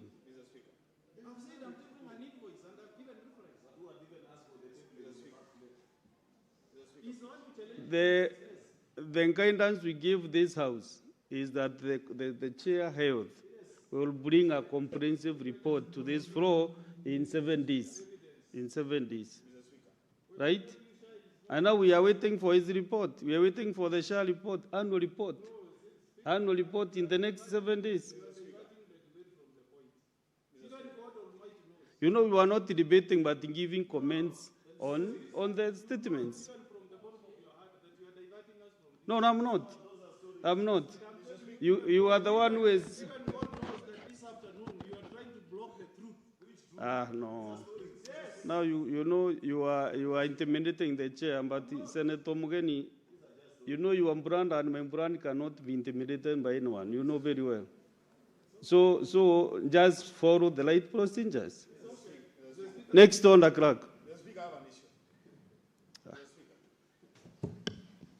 Order number 8, the Division of Revenue Bill, National Assembly Bills number 2 of 2026, first reading. A bill for an act of parliament to provide for the equitable division of revenue raised nationally between the national and county governments in the 2026-2027 financial year and for connected purposes. Next order. Order number 9, the Agriculture Produce Minimum Guarantee Returns Bill, Senate Bills number 17 of 2025, resumption of debates. Mover to reply. On this business, the Senator Veronica Maina is not in the House, so this business is deferred. Next order. Order number 10, the Public Audit Amendment Bill, National Assembly Bills number 4 of 2024, second reading. Mover to reply. Senate Majority Leader. Speakers, you guys have a bad habit. Majority Leader. Sorry, Mr. Speaker. I'm here to manage this. As you know, you can't be the Majority Leader and the chair. Yeah? So you proceed and reply. You proceed and reply. Speaker, it is Senator Wambua who mentioned my name, so I ended up responding to him. But I'm sorry, Mr. Speaker. You know I'm a gentleman, and I don't want to say. Mr. Speaker, the public audit bill, you know I want to do things procedural because I've realized in this House, Mr. Speaker, sometimes people want to devise new procedures, including doing things which have never been done in this House. Mr. Speaker, you know, we know what the procedure is. When you are told, mover to reply, Mr. Speaker, you come, you give comments based on what colleagues have said about the bill, Mr. Speaker, respond to some of the issues that they have raised on that particular bill, give assurances and the comfort. But what will happen, Mr. Speaker, if I came and devised new ways of mover to reply and insist and start arguing back with you saying, Mr. Speaker, I am replying, Mr. Speaker, then we don't have parliament anymore. Mr. Speaker, about a total of 22 colleagues spoke on this bill, the public audit bill. Many in support, nearly everybody on the need, particularly those that understood what this bill was about. Following debate, Mr. Speaker, you could tell that there were people who maybe met this bill on the floor of this House and had not taken time to read. Because many of the allegations that were being made about the bill, I'm glad none of them cited any particular clause in the bill that they would mention those things that they were talking about, Mr. Speaker. But there were very serious and weighty matters that were raised by diligent senators who took time to read the bill, Mr. Speaker, and felt that certain things being done in a certain way, of particular concern to me, Mr. Speaker, because we will be guided by our committee. I believe it's a finance committee that will consider this bill, Mr. Speaker. The very weighty matter of the audit board, Mr. Speaker, the advisory board, sorry, rather, Mr. Speaker, where many felt that having this advisory board, despite the fact that it will be chaired by the Auditor General, Mr. Speaker, may end up undermining her powers. While I listened also to those that argued in favor of this proposal and pushed for the fact that no institution, by design of constitution, common sense, Mr. Speaker, and common practice globally, that independence doesn't mean individual tendencies, that a single individual can have the reign in a particular institution, and that you believe that that particular office, the only way to guarantee its independence is to rest all powers in one particular individual. While those who argued against, Mr. Speaker, felt that given the presence of certain individuals, particularly the Attorney General, who's the chief legal officer of the government, Mr. Speaker, and given the fact that the Auditor General audits public institutions. Therefore, it raises a point of conflict of interest, Mr. Speaker, in the sense that sitting in that advisory board, Mr. Speaker, they are likely to undermine, influence, Mr. Speaker, or even guide in a different way how that particular exercise is undertaken. And it will be of interest to see how the committee guides us and the comments that we'll get. I have not seen the report, and I know the report will later come, Mr. Speaker, on what were the comments of the Office of the Auditor General on this particular provision, whether they are in support, or they oppose, Mr. Speaker, or how they'd wish that it be amended. Mr. Speaker, there was also serious concern raised by members whether this matter being brought at this particular time has anything to do with the stories that we've been reading about the Auditor General. And I remember in my moving notes, I mentioned that we have a very interesting culture in this house, not in this house actually, rather, Mr. Speaker, in this country, particularly in the media, where in the course of an audit process, and all institutions, including even this parliament that we sit in, if you read the first letter, which is called the letter to the management letter, which the auditor sends to any public institution, if you pick it and run with it, Mr. Speaker, then you would think there is no institution anymore. Because you would say, explain this, explain the other, why did this one vary from this amount? What our newspapers have mastered the art of is picking management letters, Mr. Speaker, and passing them as if it's the final verdict. Actually, in the corporate body entities of public institutions in this republic, Mr. Speaker, the audit process terminates at the floor of the House. After the Auditor General has written to the institution has provided the justification, the Auditor General has given their verdict on whether they are satisfactory or not. That report is eventually brought to the people's representatives, who now invite on many occasions, and that's what our oversight committees do, like County Public Accounts and PIC, Mr. Speaker, they invite the leaders of those public institutions, say county governments for the sake of the Senate, or even public entities for our colleagues in the National Assembly. Then they retreat and draft a report, Mr. Speaker, and give their verdict on the entire process. Once the House has made a decision, and as a resolution of the House is made on that particular, then that completes the audit process. Unfortunately, the culture today, and I have seen including questions that have been raised, Mr. Speaker, on the floor of this House, oh, why is this project costing this amount, that you have inflated this figure with the other? Mr. Speaker, if we cheapen public audit process and use it for cheap political goals, Mr. Speaker, we will be missing the intent and purpose of our Constitution by a country mile. Because audit, Mr. Speaker, is supposed to achieve certain things, particularly in public institutions. Number one, is supposed to set the alarm ringing if there is loss of public funds, Mr. Speaker, in any public institution, so that during the audit process, the auditor can raise certain items that they feel are not properly justified, or the supporting documents haven't been provided, Mr. Speaker. Then the management of that particular institution responds, and the auditor gives their verdict. At that particular point, then it is possible to establish whether there has been loss of public funds or not, Mr. Speaker. Part of what audit aims to achieve, again, Mr. Speaker, is to see if there are any serious governance issues of concern to the public in any public entity. In recruitment, Mr. Speaker, certain retrogressive HR practices, failure or absence of policy on certain important things, Mr. Speaker. It's important to have all those things.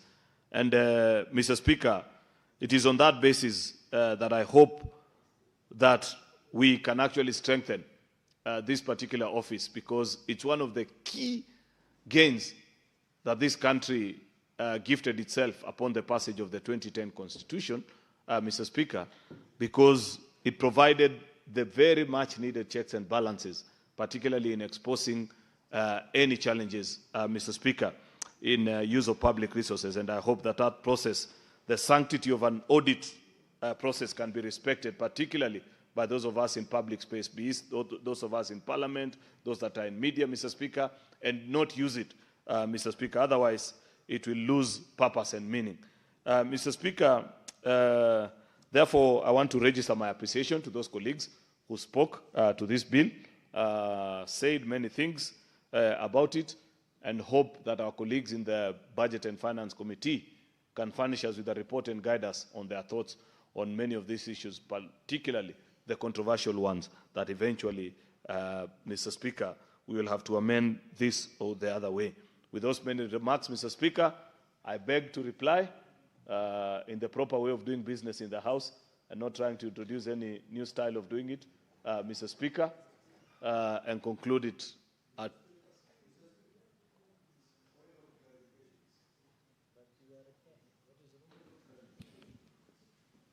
Yes, Senator Susi. Mr. Speaker, I know that this bill has been taken to the Committee of Finance, and I also know that the two oversight committees of PAC and PIC are the people who interact with this audit process on a daily basis.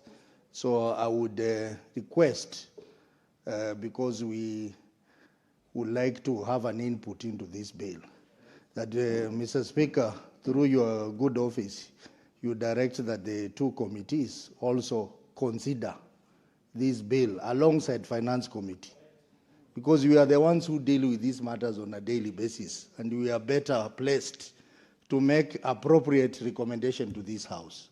So, Mr. Speaker, if you can give that direction, in line with the fact that these House committees can operate jointly.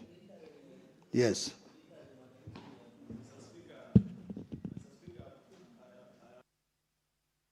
Mr. Speaker, I am not very sure how that will work. We all interact with audit reports, and particularly I know you people are very busy, and there are serious matters that you're considering at this particular point. Perhaps, while what you're saying is important, I don't think that the only value this House can draw from your two committees is by you interacting with the committee, with the said bill. Maybe you could furnish the committee with your memorandum after reading the bill and giving your comments. At least at that particular point, Mr. Speaker, would benefit from their wisdom of interacting with audit reports on a daily basis, Mr. Speaker. Therefore, I concluded actually, Mr. Speaker, my comments before the intervention by Senator Osotsi, and therefore, Mr. Speaker, I beg to reply. Mr. Speaker, lastly, in accordance to Standing Order number 66.3, because I'm a stickler for Standing Order, Mr. Speaker, and I don't want to introduce any new way of doing things, Mr. Speaker. The way we have witnessed this afternoon, I want to request that the putting of question be deferred until a later date. I thank you, Mr. Speaker. Yes, sure, the putting of the question is deferred until a later date. And also, Senator Ososi, you can interact with the chair of Budget and Finance and see, working together, how you can give some input into the bill, even going to the third reading. Therefore, let's go to the next order.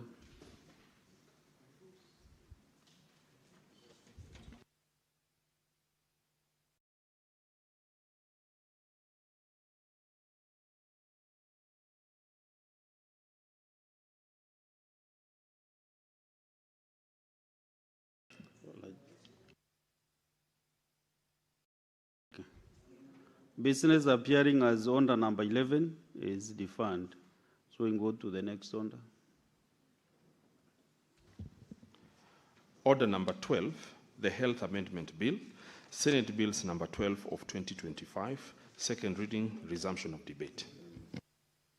So this is actually now where the road beats the rubber. We are on the Health Amendment Bill. All the issues that Senator Kongo Mwenwa was raising and all these matters, you have now time to debate. Now this is the time to debate because procedurally that is how the House moves. So I understand Senator Chalege, you have some minutes. How many minutes to conclude? 80 minutes. So it is 80 minutes? 80. Not 80. 8 minutes. I wanted to deal with Senator Omogeni, but that one is beside the point. Mr. Speaker, let me continue making my comments on this bill, the Health Amendment Bill, Bills number 12 of the Senate. This introduction of section or clause 7A, where it is illegal, unconstitutional, immoral, abuse of human dignity to detain a patient or the corpse of a patient by the hospitals, which is very predominant. Mr. Speaker, I want to go on record again to insist that courts have gone ahead of us. Courts have ruled before that detention of bodies or patients is illegal and constitutional. Mr. Speaker, and I did indicate that I have cited a number of precedents that have been developed by the jurisdiction of court, and the latest was 29 September 2025, where my lecturer of litigation, Professor Nixon Sifuna, made a remarkable decision that has been borrowed by this jurisdiction of Moses Mutua versus another and Mother Hospital over 3.3 million. And Professor Nixon Sifuna, the judge of the High Court, ruled that it is illegal and constitutional, inhuman, abuse of dignity to detain a dead body, because in any case there is no claim.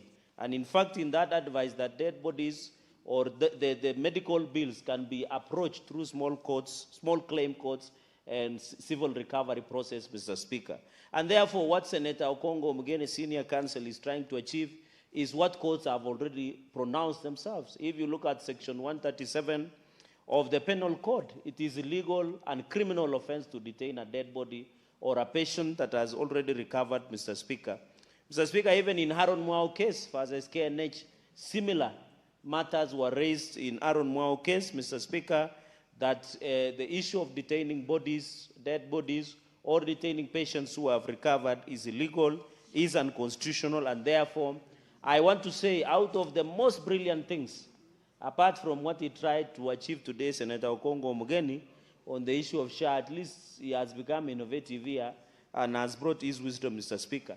Even when you look at the LT Act of 2017, Mr. Speaker, you can come DC. I wish minority leader, both minority leader and deputy minority leader, would allow the distinguished senior counsel to listen to the Solomonic statements that I'm making and wisdom. So, Speaker, even you look at the Kenya Medical Practitioners and Dentists Canon regulations, it is illegal to detain a dead body. And also, it is also illegal to detain a patient. So, Speaker, we should stop this habit of philanthropy. You know, as we approach Ramadan Kareem and we say Ramadan Mubarak and Kareem, Mr. Speaker, you will see politicians going to hospitals like the governor of Nairobi, go to Mbagati and say, I release you, as if they are Jesus Christ. Why are we subjecting patients, Mr. Speaker, to philanthropy? And we look nice to the cameras, we do TikTok videos, social media, Senator so-and-so, Governor so-and-so has released detained patients, Mr. Speaker.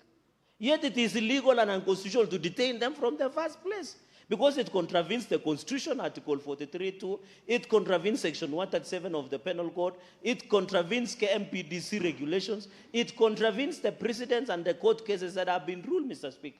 So the introduction of Section Clause 7A on the Health Act of 2017 is welcome, and I want to thank Senator Okongo Omogeni for standing with the poor, because most of the people, and if you are a practicing politician in this country, every weekend, Mr. Speaker, you must do an arambe, including yourself, of a medical bill, and you know they detain, and then they make sure before you bury, you must clear. Yet this is illegal, Mr. Speaker. I think as a Senate, even if this Senate will never be known for anything in this session, let it be known that they passed the law that detaining the dead bodies or patients who have recovered in our hospitals. Mr. Speaker, when you go to Kenyatta National Hospital and Moi Teaching Referral, and most of the private hospitals, Mr. Speaker, including Nairobi Hospital, which is facing turbulence in terms of its management, somebody is recovered fully, then they are detained, they become sick, they become depressed, they get pressure, they get diabetic, Mr. Speaker, because of, and we saw Malindi Sub-County Hospital, where you have recovered, the container that contains Shakahola bodies that were evacuated, you just see them, Mr. Speaker. You are just smelling death. Mr. Speaker, I want to point out that the issue that Senator Okongo Omogeni has brought is within the law, and I want to thank him for following the footsteps of my law lecturer, Professor Nixon Sifuna, that he led that matter. And I want to thank Moses Mutua, the petitioner and the litigant in that matter, because he was just about the border rider. He had paid almost 1 million shillings. Yet the Mater Hospital was still insisting that 3.3 million shillings. And even a number of court cases, Mr. Speaker, this matter is a straightforward, colleagues. We must agree, Mr. Speaker. Mr. Speaker, finally, we must also look, I know I'm spent 4 minutes, we must all look at the staff that work in our hospitals, Mr. Speaker. It is so sad that the Office of the Auditor General, picking from where Majority Leader left, for example, Rift Valley counties, Mr. Speaker, in the financial year 2024-25, they lost 1 billion Kenya shillings to ghost workers. They are called in Migori Sangwenyas, Mr. Speaker. Allow me for using that word, they are called Sangwenyas. They have lost 1 billion over ghost workers. Nandi has lost 66 million to ghost workers. Samburu has lost 75.8 million to ghost workers. Elgeyo Marakwet has lost 66.8 million to ghost workers. Uasin Gishu County and Kericho County has lost over 100 million Kenya shillings to ghost workers. This is in the Office of the Auditor General report of 2024-2025. And most of this stuff, Mr. Speaker, you're asking yourself, when you go to Meru, level 4 hospital, or level 6, for example, or you go to Kericho, or you go to Nyamira, Nandi, Kitui, Kilifi, sub-county hospital, you don't get staff. It is because governors are busy paying cost workers. And those cost workers are the ones carrying the chair of a governor, as if the chair will change anything. They are the ones carrying mobile toilet, Mr. Speaker. They are the ones carrying phones, Mr. Speaker. They are called Sangwenyas. They are the cheering squad. They are being used to equal people, Mr. Speaker. Yet most of our hospitals are understaffed, Mr. Speaker. And I've highlighted, I've only pointed Rift Valley counties that have lost over 1 billion through ghost workers. So this amendment, Mr. Speaker, in conclusion, is a well-timed amendment, Mr. Speaker. And I remember in conclusion, I met with the governor of Kericho, the governor of Senate Majority Leader, and he was wondering why is the Senate oversight in Kericho. He was wondering why is Senator Cherargei talking about Kericho County Referral Hospital. He doesn't understand the law that a senator can oversight the entire counties, Mr. Speaker. But you know, I could forgive him because he looked like he had taken something that is not water nor juice. So it was understandable in that confusion, Mr. Speaker, and I had to forgive him as a good Christian because, and I want to call upon Majority Leader because I see they have a social function on Friday, or is it Saturday, to teach him about the role of a senator, that a senator can oversight each and every governor. And that is why I can oversight Kilifi governor, I can oversight Nyamira governor, even Malombe over the sand. We came and we oversight. Even my friend who used 5 million on housewarming in Vihiga, we can oversight. Even Abdul Samad. And we want to tell him, let it not be only legal to eat, you know, Mr. Speaker, they say this, and the chair of Council of Governors. I met the COG chair in a NADCO report. He told me it is halal to eat pig. It is not halal to eat pig. But I asked him, is it halal to steal from the public? Mr. Speaker, with those many remarks, I support the amendment.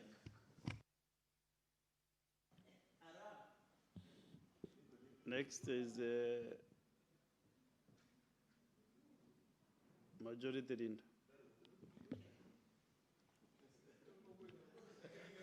Mr. Speaker, why are these three gentlemen protesting? Mr. Speaker, why are they protesting? Can't I? Mr. Speaker, I want to support Senator Omogeni, but he still wants to complain. Surely, Mr. Speaker, what do these three people want? What do these three gentlemen want, Mr. Speaker? And proceed and make your contribution. Thank you, Mr. Speaker. I want to support this bill by Senator Okongo Omogeni. It's a very important amendment. The challenges that lie ahead notwithstanding, but it's a very noble initiative. Now this is proper representation of the poor, because you have thought about a particular problem that the poor struggle with. What maybe Senator Omogeni you will have to think more deeply about, and the House has to help you, is the practical implementation of this, particularly in private entities. We may have some levels of control in public hospitals, but remember some of these institutions are private, and we may end up exposing citizens to danger, Mr. Speaker, or otherwise. You know, this problem is serious. Let me tell you a story, Mr. Speaker. In my county, a place called Kaptoboiti, there's a very famous hospital in Eldoret where many people go to seek treatment because we don't have a level 6 hospital in Kericho County.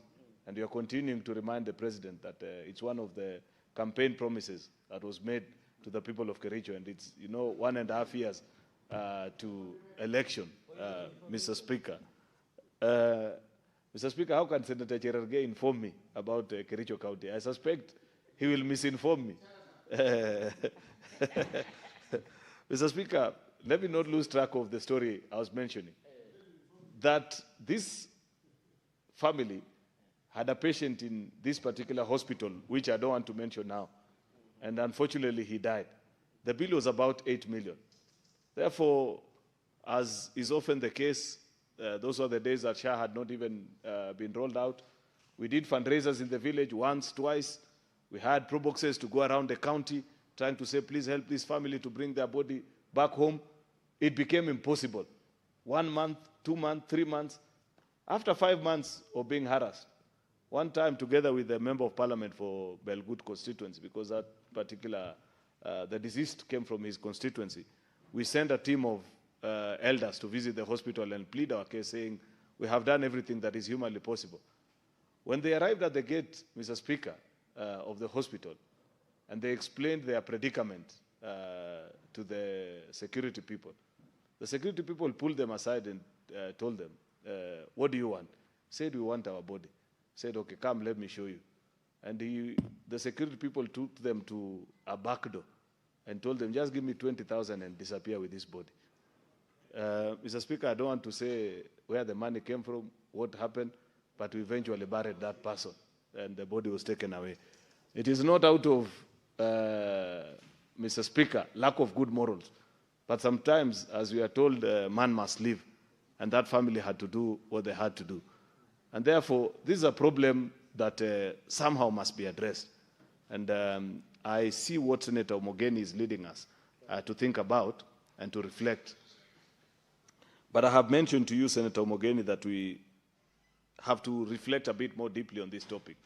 Because bear in mind that some of these hospitals are private businesses. Just like you have your law firm. And it's like passing an amendment saying that the APUA must be represented by a senior counsel free of charge. And it doesn't matter. Yet you have bills to pay and things like that. We must set the criteria. Senator Cherargei has really insisted to inform you now twice. He's a wise. Let me. I know the clan. I know the clan where Senator Cherargei comes from. Particularly at this hour of the day, they have very good information. If you are willing to be informed, let me allow him. Proceed, Senator Cherargei. Thank you, my leader, for allowing me to inform you. I wanted to inform Mr. Speaker through the majority leader that advocates, there is what we call advocates remuneration order, where we do our costing, and there is availability of what we call pro bono services. So maybe what majority leader should be proposing is that hospitals, even if they are private, they should be a particular way they are costing. Because you remember our former friend who is a former MP, who used to own hospitals, you could find a shilling, that shilling that is used for injection, they could indicate that you have used like 10,000 per shilling. So I think for the advocates, Mr. Speaker, is we use what we call advocates remuneration order, which gives us on how the costing, the affidavit, the plaint, and many other things. I thank you, Mr. Speaker. Mr. Speaker, that is useful information, but it still has not solved the challenge. Majority Leader, do you wish to be informed by the Honorable Leno Wambua? Sorry? Do you wish to be informed by the Honorable Wambua? Wambua? Mr. Speaker, the Bishop has not been in a very good mood this afternoon. Mr. Speaker, but because of our long-standing relationship, and because I respect the people of Kitui, yes, let me allow the people of Kitui to inform me. Mheshimiwa Wambua, you have the floor. Thank you, Mr. Speaker. Mr. Speaker, you know, I had started by saying that perhaps the majority leader needed a little more time. to go through that proposed amendment. Because where he has started, he clearly has not looked through the entire 3 parts of the proposed amendment. Because the bill, Majority Leader, the proposed amendment is not to say that the people who cannot afford treatment should just walk into hospitals, be treated for free. It says that when people demonstrate that they are unable to pay, then there is no need to detain them in hospitals, release them, but there is a mechanism provided there for the hospitals to recover their debts. So it's not like it's a free service that people just walk in and out. Thank you, Mr. Speaker. Yes, Majority Leader. Mr. Speaker, I don't think Senator Wambua has listened to my presentation because that's not what I'm suggesting, Mr. Speaker. I have said it's the obvious challenges of enforcing what you are trying to pass, because Section 7A of the Health Act, which is hereby, and allow me to quote because this amendment is before me, that a health facility shall not detain a patient or the corpse of a patient as lien over an outstanding fee incurred in relation to access of services in the health facility. And it's not everybody that is detained, Mr. Speaker. People are detained when they are unable to meet their bills, Mr. Speaker. And I don't think anybody will willingly walk to a hospital and pretend that they don't want to pay. And what I'm arguing, Senator Wambua, is that this is a noble initiative. It's a conversation that we must have as a country. Because if you go even to Kenyatta Hospital today, you will find a good number of patients. I don't know how many it is, but there's a time I engage a social worker because as a representative of people, sometimes people come, they get treatment, then they are not able to pay the bills. When you're told the bill is a figure over and above what you can afford even as an individual. So many times I engage social workers, including this Senator Omogeni. He also does this a lot. In fact, there's one time the CEO of, you remember Senator Omogeni, the CEO of Tenwek sent me to Omogeni and said, tell him to stop threatening me. I have so many ideas of people from Nyamira. And many times Senator Omogeni calls me and says, no, don't keep those ideas. He says, but what do I do? Because I must keep this hospital. I know it's a mission hospital, but there are bills to pay. And what do I do? And I believe it is out of that act of actually representing his clients, his constituents, that Senator Omogeni has come with this noble initiative. And I was giving the example of Kenyatta National Hospital, that if you go there today, there's one time I was engaging the social workers there, trying to intervene for a constituent who was stuck up there with a serious bill, Mr. Speaker. And they told me at the hospital we have almost 300 people who we have discharged, but because they have no way of paying their bills, we can't release them. And they have no family, there's nobody who's reaching out for them. It poses a serious threat to the institution. In fact, at the onset of SHA, I visited Kericho County Referral Hospital. After about 3 or 4 months of the rollout of SHA, I just wanted to interact with the people who have employed me and see the level of services they are offering. One of the things that the medical superintendent in charge of the hospital told me is that sometimes some of these patients, they come perhaps with an ailment after they have been treated and they cannot pay. Of course, given that they are human beings, you have to continue feeding them. That it gets to a point where it becomes even more expensive keeping them in hospital than the initial bill of the treatment. Therefore, public institutions, forget even about the private one. This is a serious challenge that our public institutions continue to struggle with. And we must be able to figure out, because this amendment on its own, without explaining how you will be able to foot that bill eventually. Because unfortunately, whether we like it or not, good people, the bill has to be paid. Where we are trying to shift is that we are trying to shift who pays. But the question that must be answered is from where that payment has to come from. That's the obvious challenge which I have said to my colleague, Senator Omogeni, that we must reflect upon and think that as we try to resolve this particular problem, it will not be wholly resolved until we reach a point where we have said that perhaps after meeting certain stringent requirements for people to evaluate and consider you actually eligible for this consideration, Mr. Speaker, then there is set up either a fund or a particular way through which the hospital can be compensated. Because, Mr. Speaker, I mentioned that hospitals offer a service, you know, and at the end of the day, once a service has been consumed, it is a cost to that particular institution. What we are dealing with is a challenge, the obvious challenge that arises from either a family that has lost a loved one and cannot pay for the treatment that they received, or somebody who's received treatment, Mr. Speaker, and has been discharged but cannot meet that particular bill. This amendment, Mr. Speaker, will not be complete until such a time that we are able to guide the providers of care and these hospital services with ways through which they can get some form of compensation, even if it's not to the full amount, Mr. Speaker, but even at the bare minimum, Mr. Speaker. Subsection 3.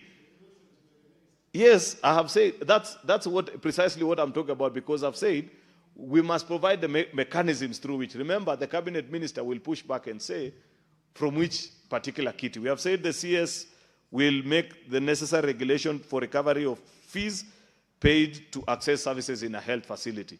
Remember, the cabinet secretary is a public officer. The only till or kitty that is available to me are the taxes you and I pay, which, living in a country such as ours, you appreciate that there is competition for resources. And therefore, while they may do some, it may not be possible to do everything as required. And therefore, the challenge that we will eventually have to respond to is how that particular challenge is met. But, like I have already mentioned, this is a step in the right direction, because it's a problem that we must confront as a leadership and know that there are people who, for the obvious challenge, Mr. Speaker, of situations in life, Mr. Speaker, find themselves in this particular situation. Who knows? Maybe when it gets to the National Assembly, because this bill, once we pass it, our colleagues in the National Assembly will have to look at it, that they may devise the mechanisms, because they hold the key to the pass, the national pass, Mr. Speaker, that there are certain savings that can be made. Senator Omogeni, you may want to know, for example, that even as you debate this particular bill, there are steps similar to this that have already been made. SHA today pays for 2 million indigents. Remember when we passed the law here and we stratified the various Kenyans and their ability to pay, we were fully aware that there are people who, even if you made it 50 or 100 shillings, they will still not be able to pay. And we classified them as indigents. As it is today, SHA pays for 2 million of them, citizens, fellow citizens across. And when they go to hospitals, they can access service just like you and I, because up to the limit, of course, of coverage for that particular package, Mr. Speaker, 2 million of them. And that's why I continue to push on Senator Mandago to file this, to push the Ministry of Health to file this report with us so that we can assess. Maybe, because we are told there are significant savings that have been made out of the use of technology, that is not possible anymore to game the system, as used to happen back in the days with NHIF, Mr. Speaker. There may be savings that are being made there, and it might be possible to cover these individuals and compensate them over and above, that you need to push now beyond the cover, you know, what we call ex gratia. What many people do not know, for example, is that, I know this for a fact because I served in PSC the last 5 years. And I know when members of parliament, when we exhaust our limit covers, you apply for something they call the ex gratia, which is payment over and above what you're covered for in simple English, Mr. Speaker. And we pay, I don't want to say the amounts, Mr. Speaker, but it's a good amount. And obviously, these indigents that are covered under this program will want to qualify for such an arrangement. It may require something beyond legislative intervention. It may require some actuarial studies, Mr. Speaker, so that you don't overburden the fund and collapse it in its entirety, Mr. Speaker. But this is important. and it's something that we need to resolve before we can progress and say we have concluded on it. Therefore, with those few remarks, Mr. Speaker, if in the course of debate, maybe colleagues who understand these things better than us may suggest ways in which we, from where we pay for that cover, Mr. Speaker, will guide us, we'll appreciate and learn more. But nonetheless, I appreciate what Senator Omogeni has done by pricking our conscience and reminding us to think about those that are not able to meet their bills. I thank you, Mr. Speaker. Majority, so for the record, are you supporting the bill or? All right, thank you. I said it from the onset. It's only that Senator Wambua was not listening. He was disrupting the move of the bill. Thank you. Thank you, Majority. Thank you very much. Next, we have the Honorable Senator Ososi. Godfrey, you have the floor. From my screen, it is Honorable Ososi, but minority, you can take. I think he has yielded to you.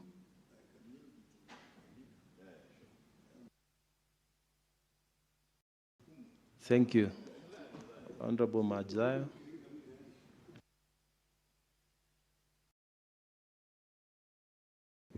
Asante Bwana Spika kwa kupatia nafasi hii pia mimi kuweza kusema yale yanayojiri.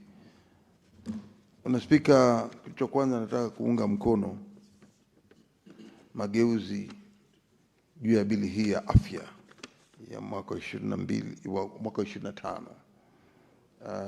ili kufanywa mageuzi kupinga au kuzuia kwa wagonjwa wale waliopona na wanatakana kutoka ama pia wale waliopoteza maisha yao. Bwana Spika, kwa mara nyingi tunaona kwamba familia huwa ziko na shida mbalimbali. Hii unaweza kujua wakati ukiwa umeenda kwa nyumba za wanasiasa. Ikifika Ijumaa wao wenyewe wanataka kutoroka kwa nyumba zao. Lakini wao hawezi kwa sababu huwa wana majukumu ya kuweza kuwapatia wale ambao waliwapigia kura na wanataka kuwasaidia.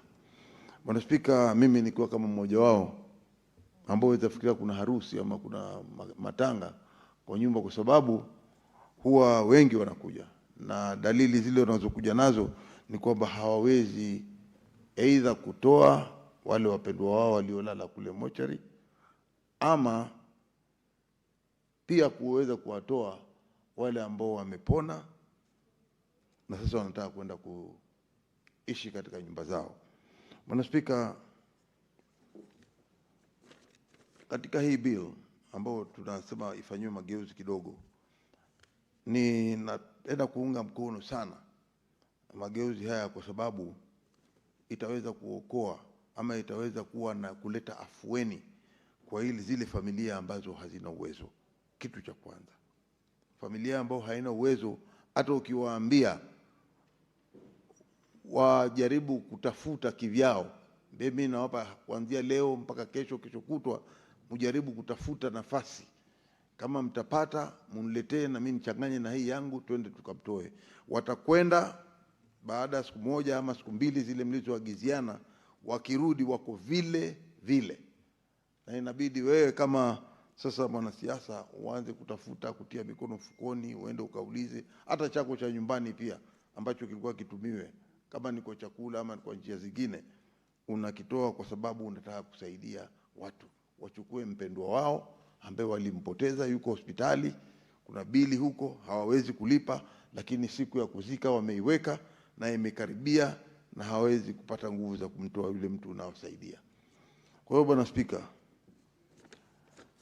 mimi naunga mkono hii bili. Hii ni muhimu sana kwa sababu tukishaipitisha itaweza kuleta afueni na vile vile itaweza kuwapatia nguvu wananchi kuona kwamba at least serikali yao imeangalia maslahi yao. Kwa sababu ikiwa wewe umeshindwa kutoa mtu wako aliyefariki, Bwana Spika, utaangalia serikali yako itakufanyia nini.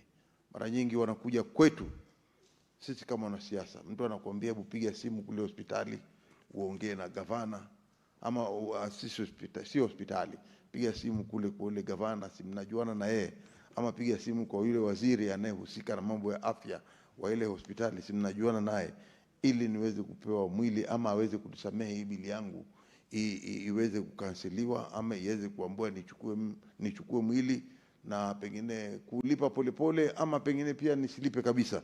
Tunasema sasa tunataka iwe ni sheria, iwe si mambo ya kupiga magoti, ama si mambo ya kuomba, ama si mambo ya kuwa na biashara tofauti za kusema kwamba nimesikia hapa wengine wetu tukisema kwamba unakwenda kwa siku nyingi, wamekwenda kutafuta mwili wa yule mpendwa wao aliyefariki, wamtoe, wameshindwa. Sasa inabidi baada kama miezi kadhaa imepita, ukienda kule unaambiwa njoo huku nyuma kidogo hivi, ukinipatia kiasi fulani basi yule maiti wenu nitamtoa. Jambo la kusikitisha kwamba inafika wakati watu wetu wanalazimishwa kutumia njia kama hizo ili kupata wapendwa wao.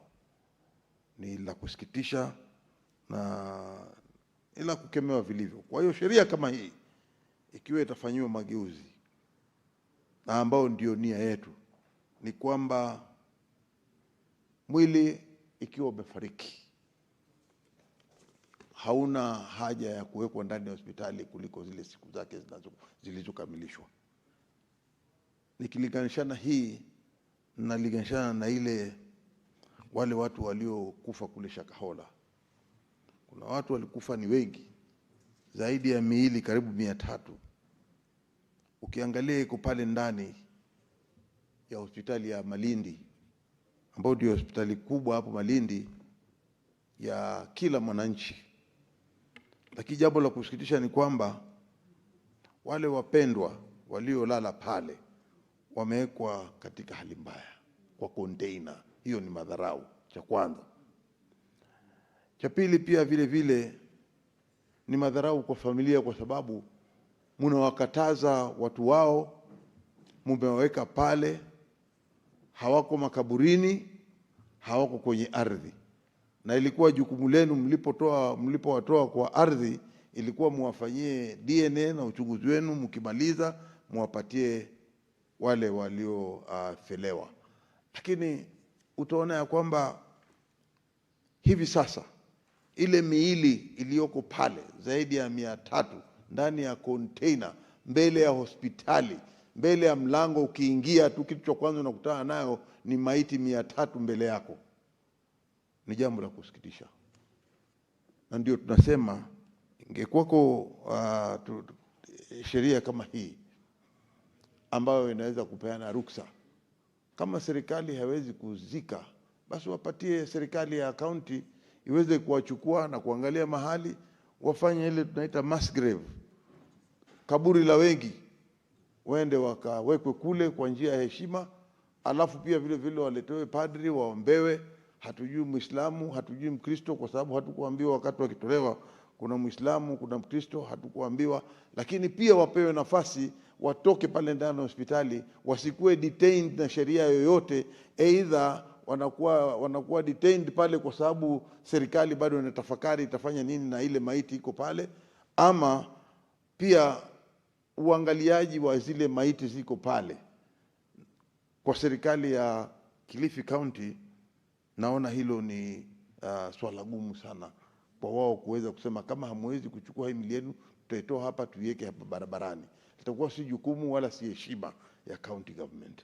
Lakini ni jukumu la serikali kuona ya kwamba ile miili imetolewa pale. Ndio tunasema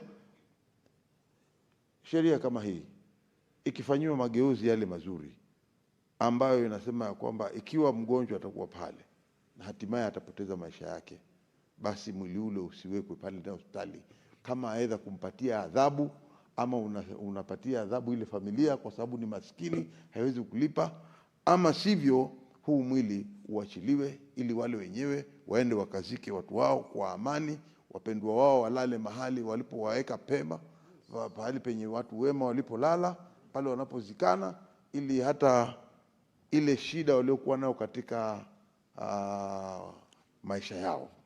Unajua mtu anaishi anakuwa sawa, anaishi anakuwa mgonjwa, akiteseka kabla hajakufa, akifa anatakana mara moja apelekwe alale mahali palipolala wema. Kwa hiyo tunasema, mimi nataka kuunga mkono, nataka kumpatia kongole sana huu wakili mkubwa katika nchi yetu ya Kenya, ndugu yangu Okongo, ambaye ni seneta wetu tunayejivunia sana hapa ndani, akiwa kama commissioner na vile vile akiwa yeye ni mtu anatoka huko Nyamira, kaunti ya Nyamira, walizaa kiongozi ambaye mimi nataka kumpatia kongole sana. Na hii sheria ambayo tunaitarajia kwamba tutageuza, tuko na nia itasaidia wengi katika Kenya. Asante Bwana Spika kwa kunipatia nafasi hii. Asante. Thank you, Leader. Next on the list, the Honorable Ososi Godfrey. You have the floor. Thank you, Mr. Speaker, for the opportunity to make my contribution to this health amendment bill by Senator Okongo Omogeni, which is seeking to amend the Health Act so that we manage this escalating problem of health facilities detaining bodies and even patients for failure to pay the bills in the hospital. Mr. Speaker, this is a very, very, very serious problem. It is not just in private health facilities, but also even in our public health facilities. And this is a problem that even as we are seated here, I'm sure many of us have received requests for support from their constituents with this problem, either seeking to get help to release bodies of their relatives from the morgue, or patients who are held in the hospital because of non-payment. Mr. Speaker, it is progressive in the sense that some of these patients who recover and they cannot pay, they end up being a major nuisance in the hospitals. We have had cases where even criminal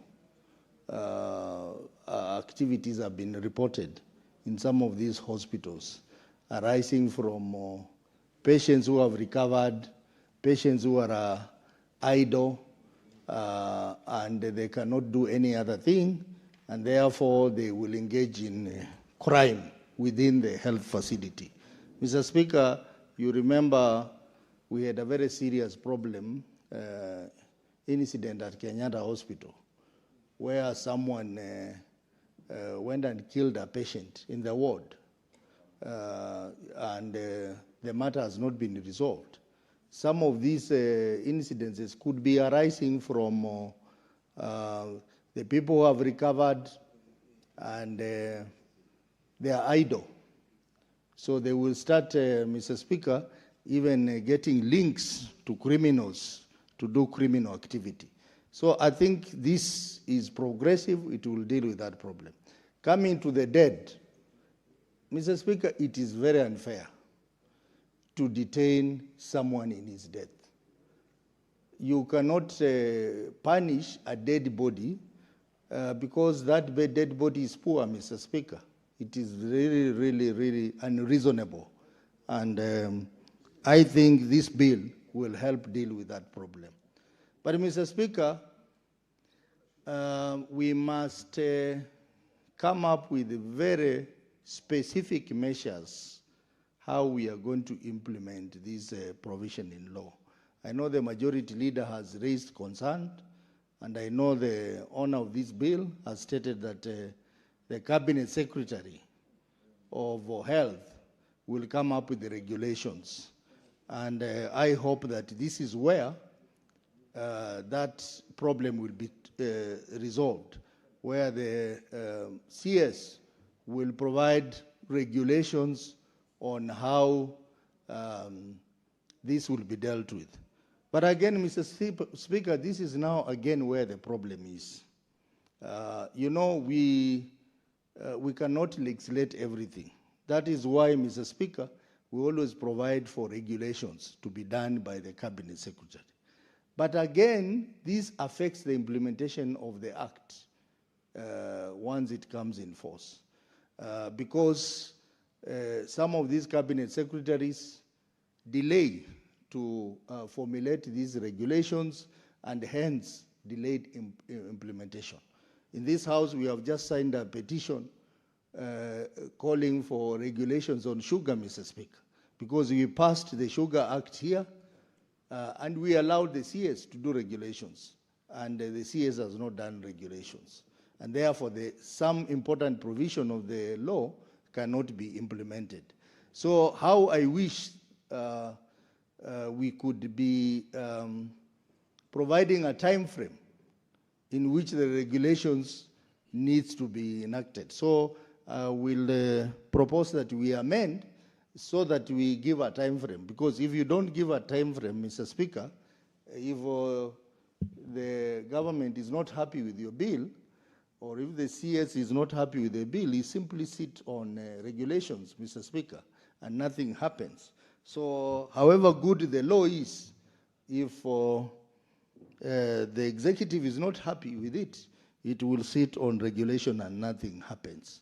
So that is my only concern as far as the implementation of this very progressive law is concerned.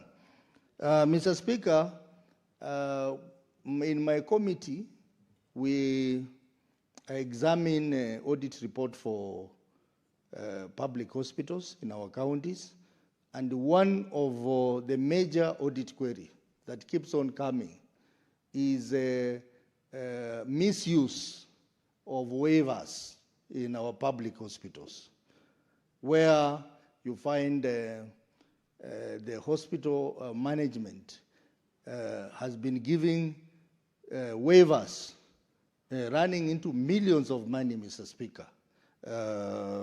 Waivers even at the mortuary, waivers at the hospital, and this has been misused. And yet the law is very clear on how waivers are supposed to be done. All waivers, there must be a committee to process the waivers.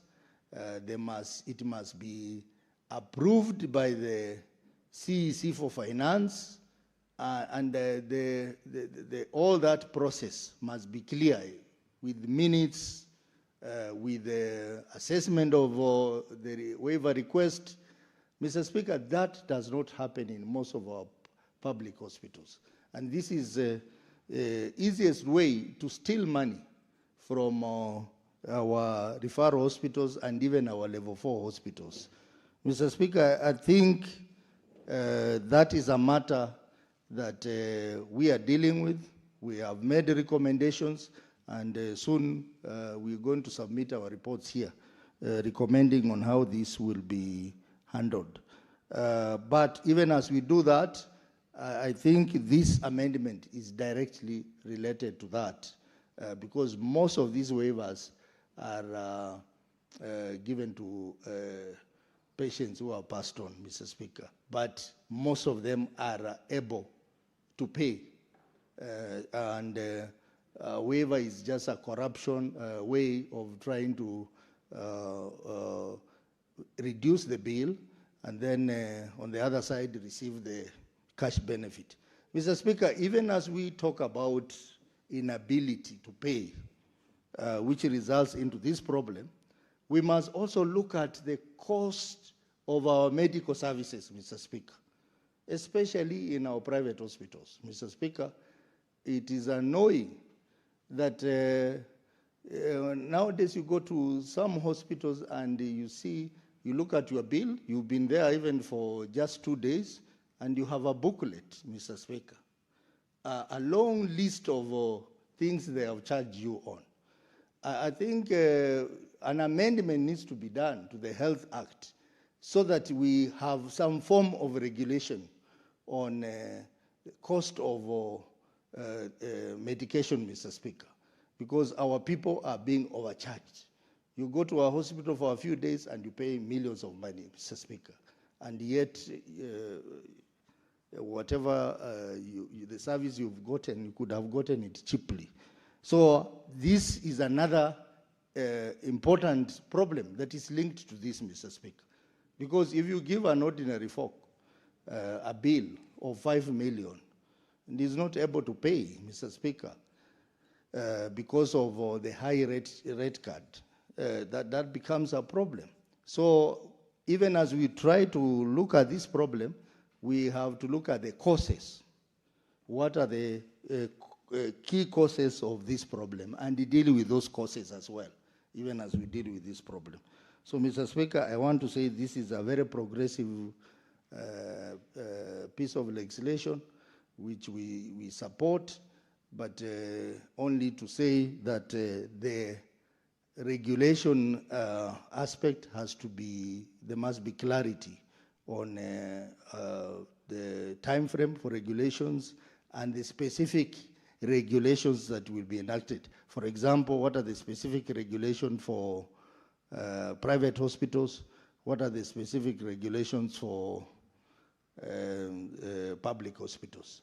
I think there is a difference between the two, because, you know, in public hospitals you could be having SHA insurance, but private hospitals you may not be having that. So there is some difference, and that has to be handled differently. Otherwise, this is a very important piece of legislation, and it will help us politicians to manage the challenges that we face with our poor people who cannot afford medication, and also help the poor people that we have who cannot afford insurance and who want to get quality medical services.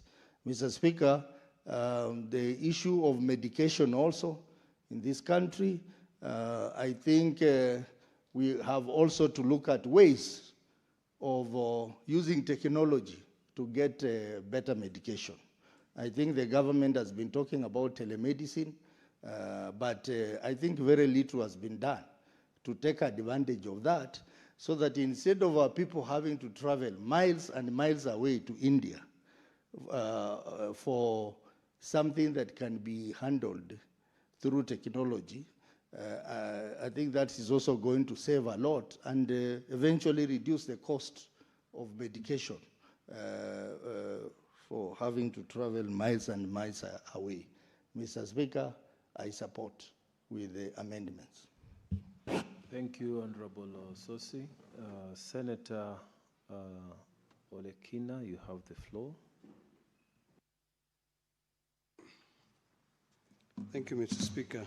I must say, it's very interesting to see you seated there as a temporary speaker.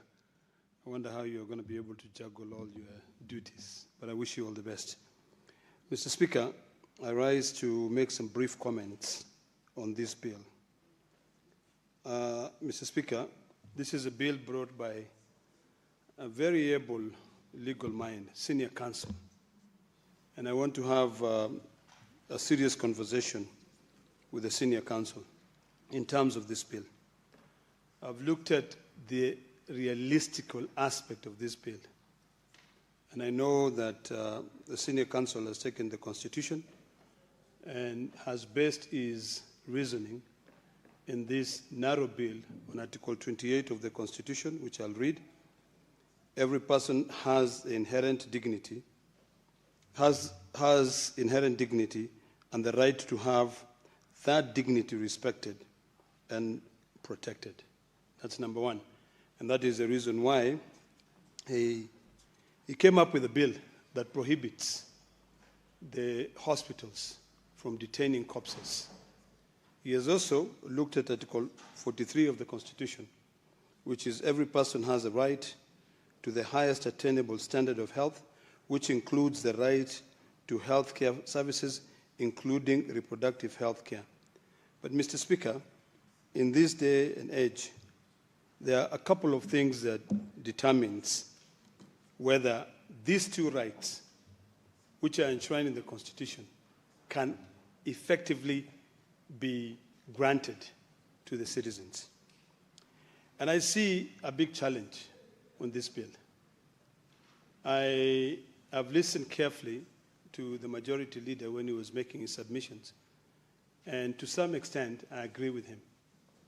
Because unless, Mr. Speaker, we do the following, we establish an emergency medical treatment fund under SHA to reimburse all facilities that will be able to adhere to the implementation of this bill will not succeed. Mr. Speaker, there is a penalty of 3 million shillings to any facility that will violate this bill. That in itself does two things, Mr. Speaker. This bill does not, in its intent, it excludes all private institutions, faith-based initiative hospitals. But in its practicality aspect of it, if a patient has died in a faith-based initiative hospital or in a private institution, this bill will apply. So I think it is important that the distinguished senator broadens the definition of this bill. Number two, Mr. Speaker, from where I sit, and I've tried to think thoroughly on the practicality of this bill, because this bill does two things which are very clear, Mr. Speaker. Number one, it tries to balance humanity and the reality, financial obligations and responsibility of institutions.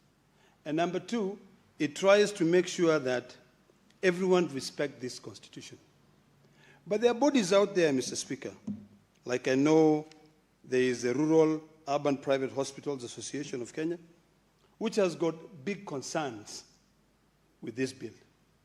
They are concerned that this bill will cripple healthcare in the country. Because if it's a small institution, facility, that has got a lot of consumables, you know, they have to pay for medicine. Then you have a patient who goes there. From a humanity point of view, and from a political point of view, a legislation point of view, I'd be the first one to say that hospital must provide that patient with that treatment that that patient deserves, whether that patient has got money or not. But what happens if that hospital does not have money because it has done so for 10 or 20 other patients who have consumed all their stock? That hospital will now end up going bankrupt. It will reduce their services, you know, and mostly it will be very difficult even for them to open because they'll be afraid that they'll be charged 3 million shillings as a penalty if they fail to provide that service. So, Mr. Speaker, the distinguished senator has got to balance and to make sure that he takes care of the interest of this association, because this is not just a pedestrian association. It's an association that has got over 400 or 500 hospitals. Their voice is concerned. We always talk about public participation. We always talk about coming up with laws that can be able to be implemented. One of my biggest pet peeves, Mr. Speaker, is when we, as legislators, narrow the scope of the amendments. Maybe the best thing would have been to overhaul the entire Health Act. And we have attempted. We have mutilated the Health Act. In the last parliament, Mr. Speaker, we mutilated it. Come to this parliament again, we mutilated it. We created SHA. We had NHIF. There are debts associated with SHA and NHIF. Most of these private institutions and faith-based hospitals are still owed billions by SHA. So unless you tell me that you are going to pay all these things, all the debt which is owed to these hospitals by SHA, NHIF, there's no way that you can convince me that even if you don't, in terms of the intent, capture these hospitals, the broader wording of the bill covers them, because you have got to look at the Constitution. Mr. Speaker, in literature, we were taught not to just read what is written there. You know, you've got to understand the meaning of the text. You know, in college, we studied critical writing. And one of the things you do is that you try to analyze the content, the context, so that you are able to deduce the meaning of the law. So in this case, Mr. Speaker, I'm concerned. And I would like to persuade my colleague that instead of waiting for regulations from the Cabinet Secretary, why not, at the Committee of the Whole, bring in further amendments to the amendment? And number one, do the following. One, require county government to set up 10% of their health budget to cover this emergency treatment. So that's number one. Number two, Mr. Speaker,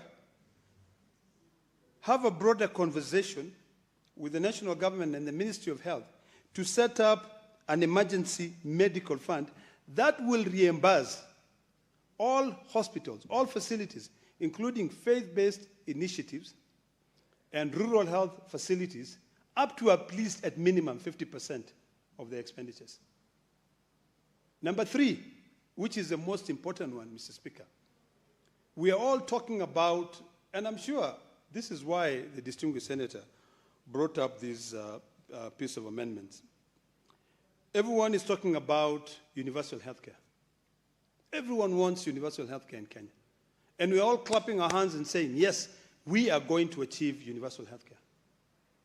Mr. Speaker, the other day when we were seated somewhere, one governor said, oh, hii SHA haifanyi kazi. Hii SHA is not working. A governor of a county. But here we are pushing and saying SHA is working.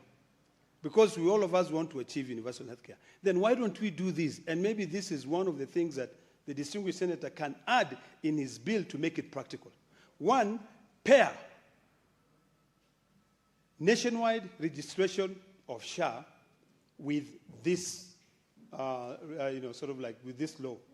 In the sense that the only time that you will be reimbursed or you will be given, or any facility will give you treatment, they will not detain the body of the deceased, is when you have taken the responsibility of registering yourself as a SHA member. You have to pair that, so that you make it also conditional. The challenge we have, Mr. Speaker, is that people tend to forget that my right begins where yours ends. So in this case, these institutions have rights. It's their businesses. So unless you show me how you're going to make sure that that business does not collapse, it will be very difficult for anybody to challenge this, Mr. Speaker, to support this, Mr. Speaker. So, Mr. Speaker, it is important that we pair all SHA registrations, or rather enrollment, with the intent of this bill. So I'll leave that to the distinguished senator for him to find out how is he going to make sure that it's done like that. And it can be a prerequisite, Mr. Speaker, that when you come into a health facility, the first thing they ask you is that please provide us with your SHA registration. If you do not have, even if it's a faith-based initiative, you are registered there. You are registered there so that we can then achieve this universal health care. Otherwise, Mr. Speaker, if we do not do that, a lot of hospitals will close. They'll close shops. They will go to other places. Because remember, whatever legislation you draft, there are people out there who will say, how best can I survive? And either bypass this bill and carry out other services. People might decide to say, tomorrow, I'm just going to open a lab. And in that lab, I will buy a dental X-ray machine for 3.5 million shillings. And I'll wait for the patient to go to the hospital. Come to me, they will pay me money, 20,000 shillings, I carry out the X-ray. I'll have a CT scan. Mr. Speaker, there are so many ways in which people can be able to go around this piece of legislation, to remain in business. So to avoid that, I believe that this RUFA, their concerns must well be taken into consideration during this bill, so that when this bill leaves this House and goes to the National Assembly, Our brothers in the National Assembly might welcome the idea of setting up this emergency fund, which can also be funded by the consolidated fund. It can also be funded by the county revenue fund. Mr. Speaker, if you look at Section 109 of the PFM Act, it talks about the county revenue fund. So with my earlier submission that let's take about 10% of the health budget and put it into this fund. You know, it can help to ensure that we achieve this universal health care. Mr. Speaker, if you look at the PFM Act again, and I always like to take different pieces of legislations to try and see how they can come together and how they help one another. Just like the other day when we were arguing here on the Public Audit Act. If you just juxtapose it with the PFM Act, you will see where it collides and where it needs to be aligned. So the same case applies here. It's all about money. You know, it's all about how do we fund this. I feel like the distinguished senator did not focus a lot on how we fund this bill. The biggest focus, and I want to repeat, he looks at it, he looked at the Article 28 and Article 43 of the Constitution.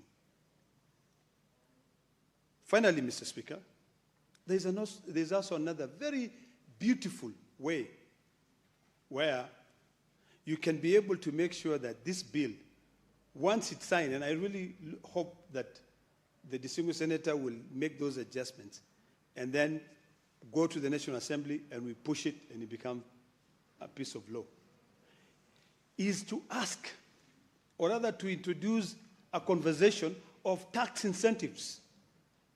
You know, a hospital is a business. If today you ask Senator Kajuang or Senator Otsotsi, when you ask them a question of ONSO's revenue, they'll tell you that in every county, the biggest chunk of ONSO's revenue is from a hospital. The hospitals collect more money than anything else. So then why don't we then now say that we give hospitals a tax incentive? We have a lot of big private hospitals in this country. The biggest debate, of course, was on Nairobi Hospital, which, to be honest with you, I think the team that has been put there, you know, I know the chairperson, Dr. Buckley, is very diligent. And these are people who are, I'm sure, will be able to do a good job to preserve the dignity of that hospital. The reason why we got into that quagmire or that problem is because of the bylaws, where anybody can become a member of the SACCO. And then they come in and they appoint a chairman who does not really understand things to do with the law. So I appreciate what the president did in making sure that he safeguard that institution, because it's a pride of our country. So give those institutions tax incentives. You know?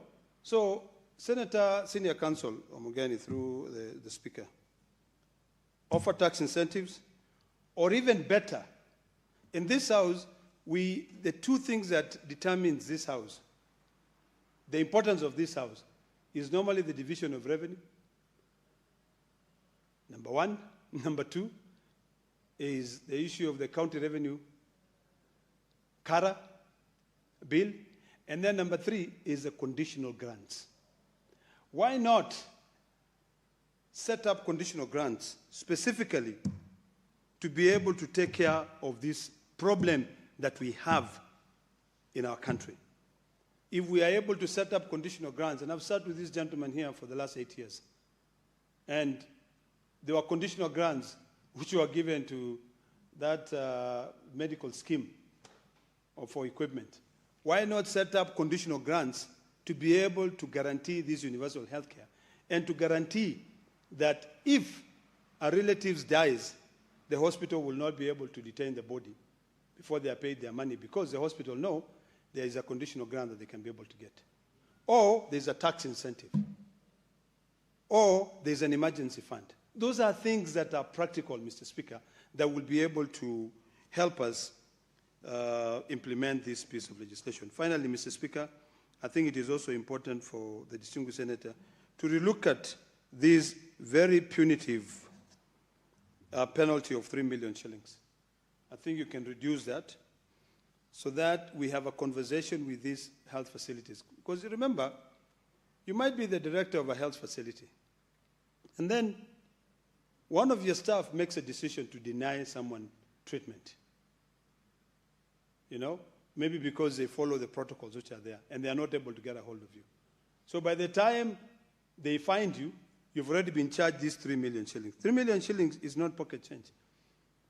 If what we are charging governors for not appearing is 500,000, yet accountability is a must for the resources, because those resources also include resources that takes care of these health institutions.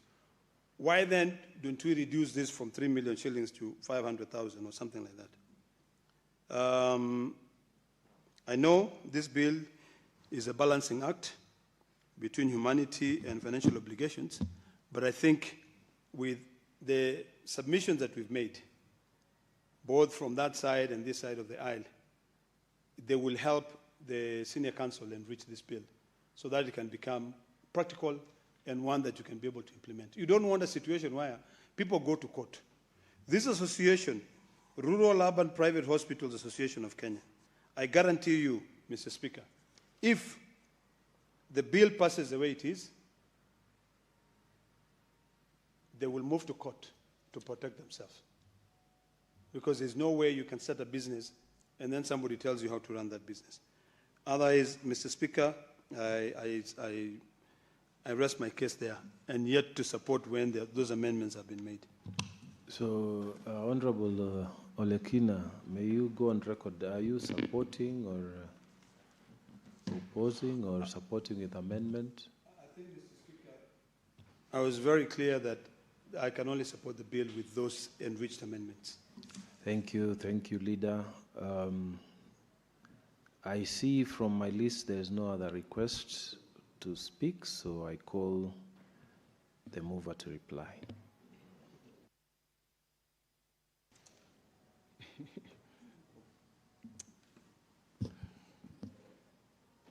Okay, Mr. Speaker, I think I can reply from here. Mr. Speaker, I first want to begin by thanking all the honorable senators who have taken interest to read this bill and to make their contributions. And Mr. Speaker, I'm glad that all the senators who have made contribution to this bill are in support, though few of us have made proposals to better the bill or to improve it, Mr. Speaker. That's a very good thing, Mr. Speaker. So in a special way, I want to thank the following senators who have made their contribution. Honorable Senator Wambua, who was gracious enough, Mr. Speaker, to second the bill. Honorable Speaker, yourself, Senator for Tana River, my former classmate, Senator Danson Mungatana. I want to thank Senator of Nandi, Honorable Samson Cherage, Mr. Speaker. I want to thank the Majority Leader, Honorable Aaron Cheruiyot. I want to thank the Minority Leader, Senator Stuart Mazayo.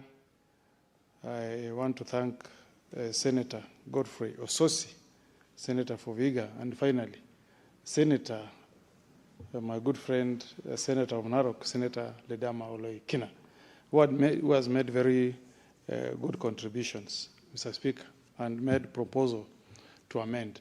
From the onset, Mr. Speaker, I want to state that I welcome any initiative from any of my colleagues who will wish to make an amendment to improve this bill. Mr. Speaker, I'm a very firm believer that when we support the vulnerable in society, we are actually strengthening our workforce, Mr. Speaker. That is a very important fundamental issue in our politics. When you improve health outcomes, our population, Mr. Speaker, we are reducing a heavy future public expenditure on health, Mr. Speaker. And Mr. Speaker, you were a very strong Christian when we were in university. We were student leaders together. You were my vice chairman. I was your treasurer. In moments of stress, Mr. Speaker, I've never forgotten that we used to turn to you for prayer. Mr. Speaker, I had lunch today with Honorable Peter Munya, who was our chairman, Kenya Law Student Society. And we are remembering the challenges we went through those days, Mr. Speaker. But oftentimes, it's your faith, Mr. Speaker, that give us the strength to push on, Mr. Speaker. There is a time, you remember, we were summoned to the main campus by Professor Gishaga, and we thought that was the day we were going to face expulsion. And before we were put into a Land Rover from Parkland's campus, you said, let us pray. We will overcome, Mr. Speaker. And when we went to the main campus, Mr. Speaker, it turned out that those prayers had been answered because the meeting that we expected was going to bring our stay at the university to an end ended up to be a very nice conversation with Professor Gishaga. I think we need to find out where Gishaga is. We pay him a visit. So, Senator Oloikina, if you read the book of Proverbs 21:13, it says that whoever shuts their ears to the cry of the poor will also cry out and will not be answered. So, Mr. Speaker, we have had, Mr. Speaker, I speaking as a senator of Yamira, Mr. Speaker, I've seen the cries of our people on this matter.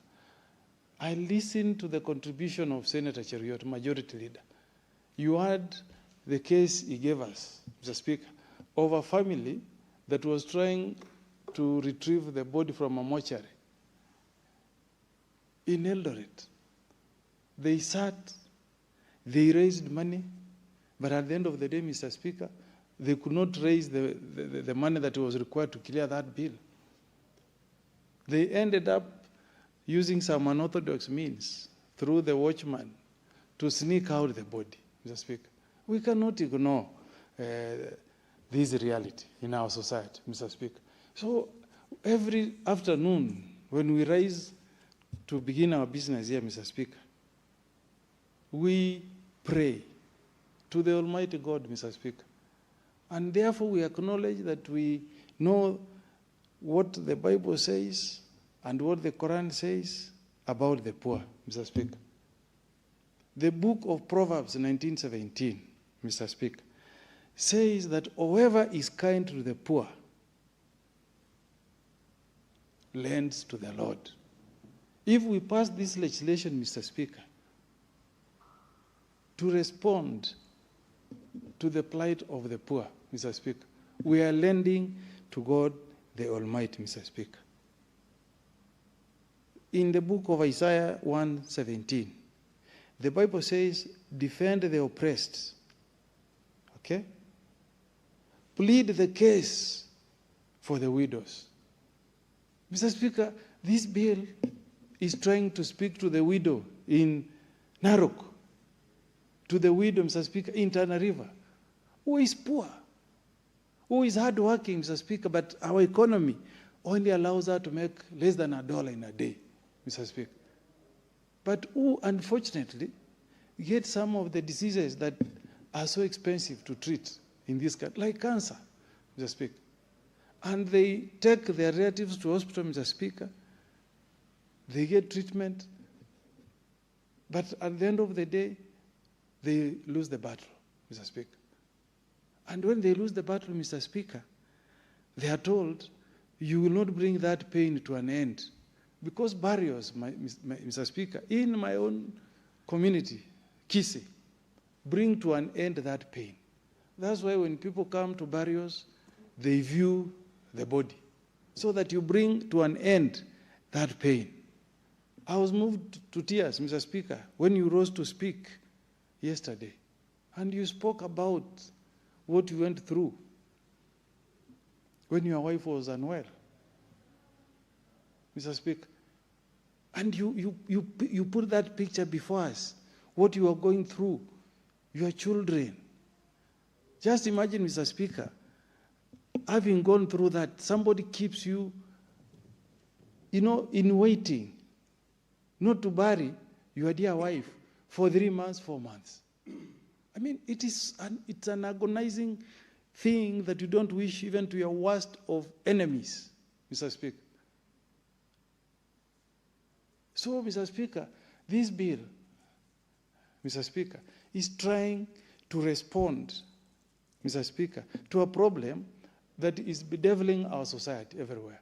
And I listened to the contributions. I remember, Mr. Speaker, when you made your contribution, you cited a case from the High Court. I listened, Mr. Speaker. I was taking notes, Mr. Speaker.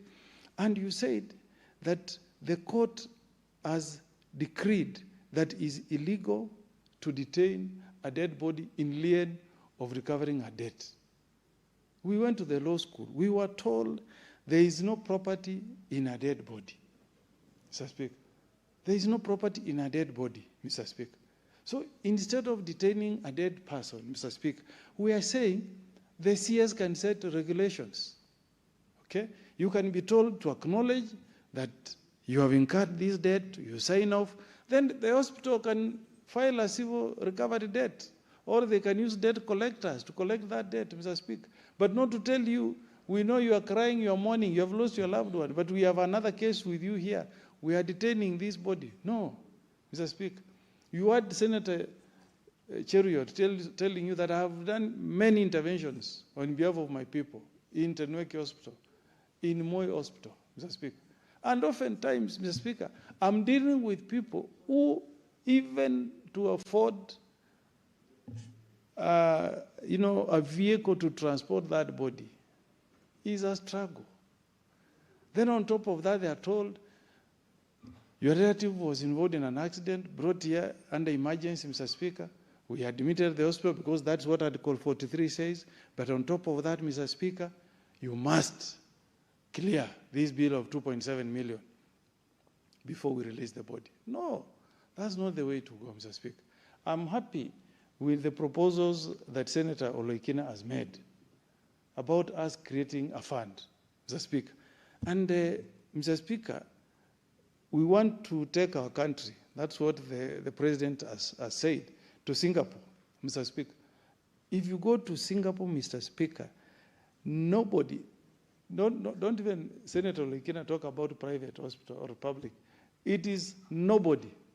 No establishment can detain a body in hospital as lien for a debt. This is not allowed, Mr. Speaker. But I agree that there is something we can do separately, maybe, through the Health Act, okay, to borrow what happens in Australia. Mr. Speaker, Australia runs three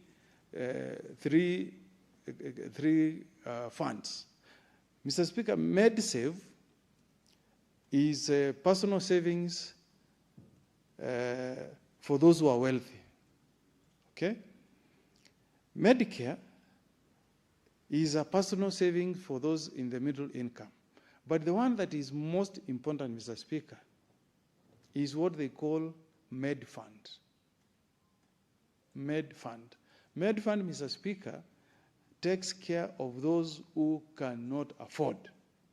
That's why, Mr. Speaker, we are proposing in subsection 3 of this amendment, and I hope Senator Lekina can maybe listen to me on this. That's why we are proposing that we are giving the CS the discretion, the leeway to come up with regulations.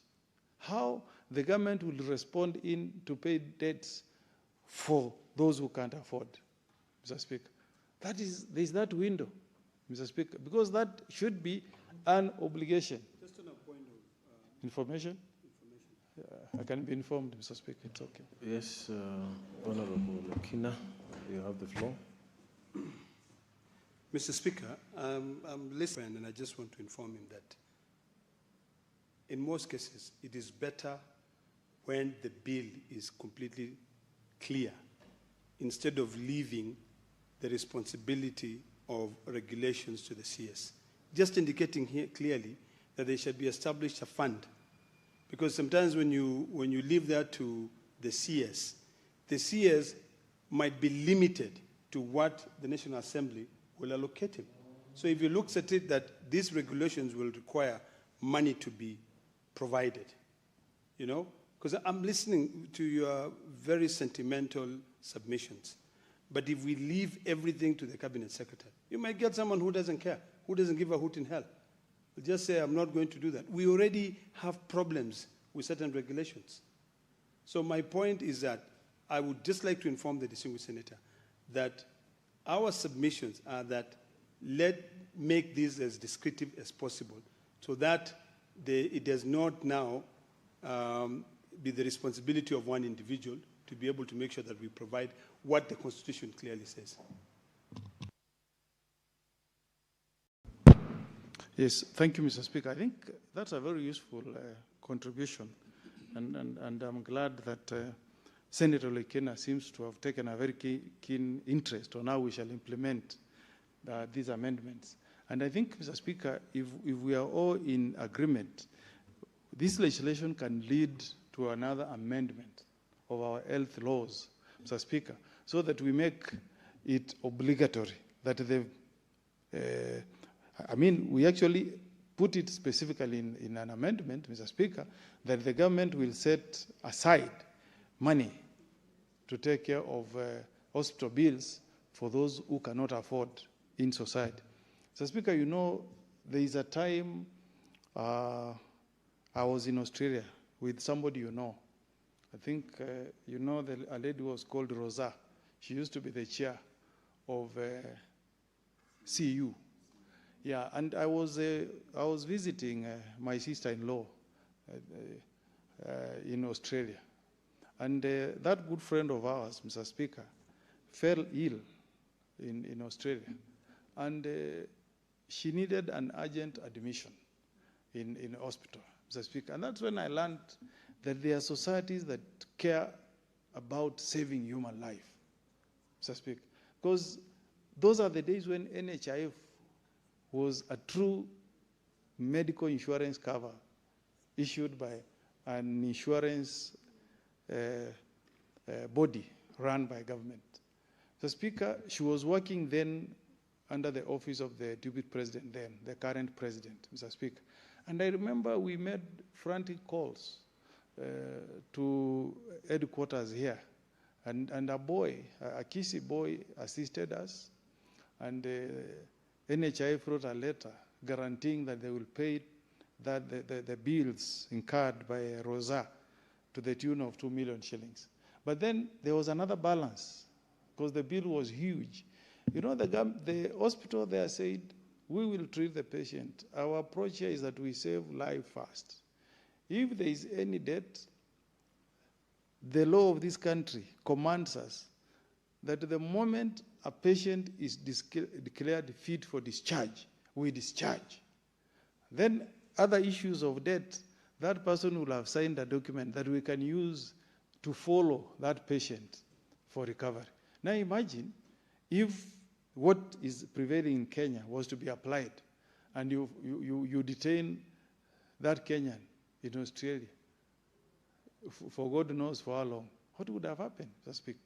And I even learned, Senator Lekena, you may listen to this, I learned, Mr. Speaker, that in Australia, if you go to a government hospital, they write a prescription for you to get certain medicine, and you go to that hospital's pharmacy, a government hospital, and you don't get the medicine, you walk into a private pharmacy, they will give you the medicine, and then they will follow the payment from the government. Because you have been given a Medicare card. That Medicare is supposed to ensure that you receive quality health care.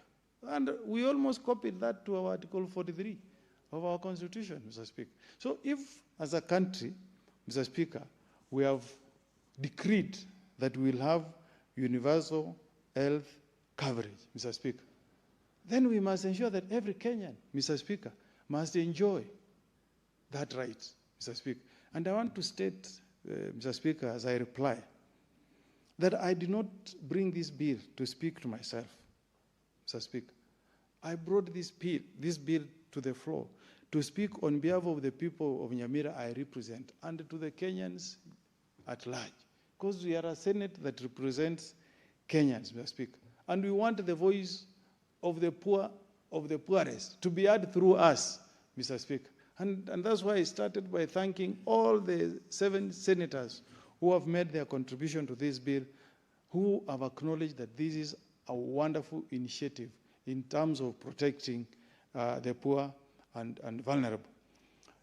The Speaker, in terms of this bill having challenges on implementation, Mr. Speaker, you remember that Senator Cherargei made reference to a High Court decision where judgment was given by our former college mate, now Justice Professor Nixon Sifuna, Mr. Speaker, where Nixon Sifuna said, and I quote, that it is immoral, it is unconstitutional, it is illegal to detain a dead body as a lien for debt recovery.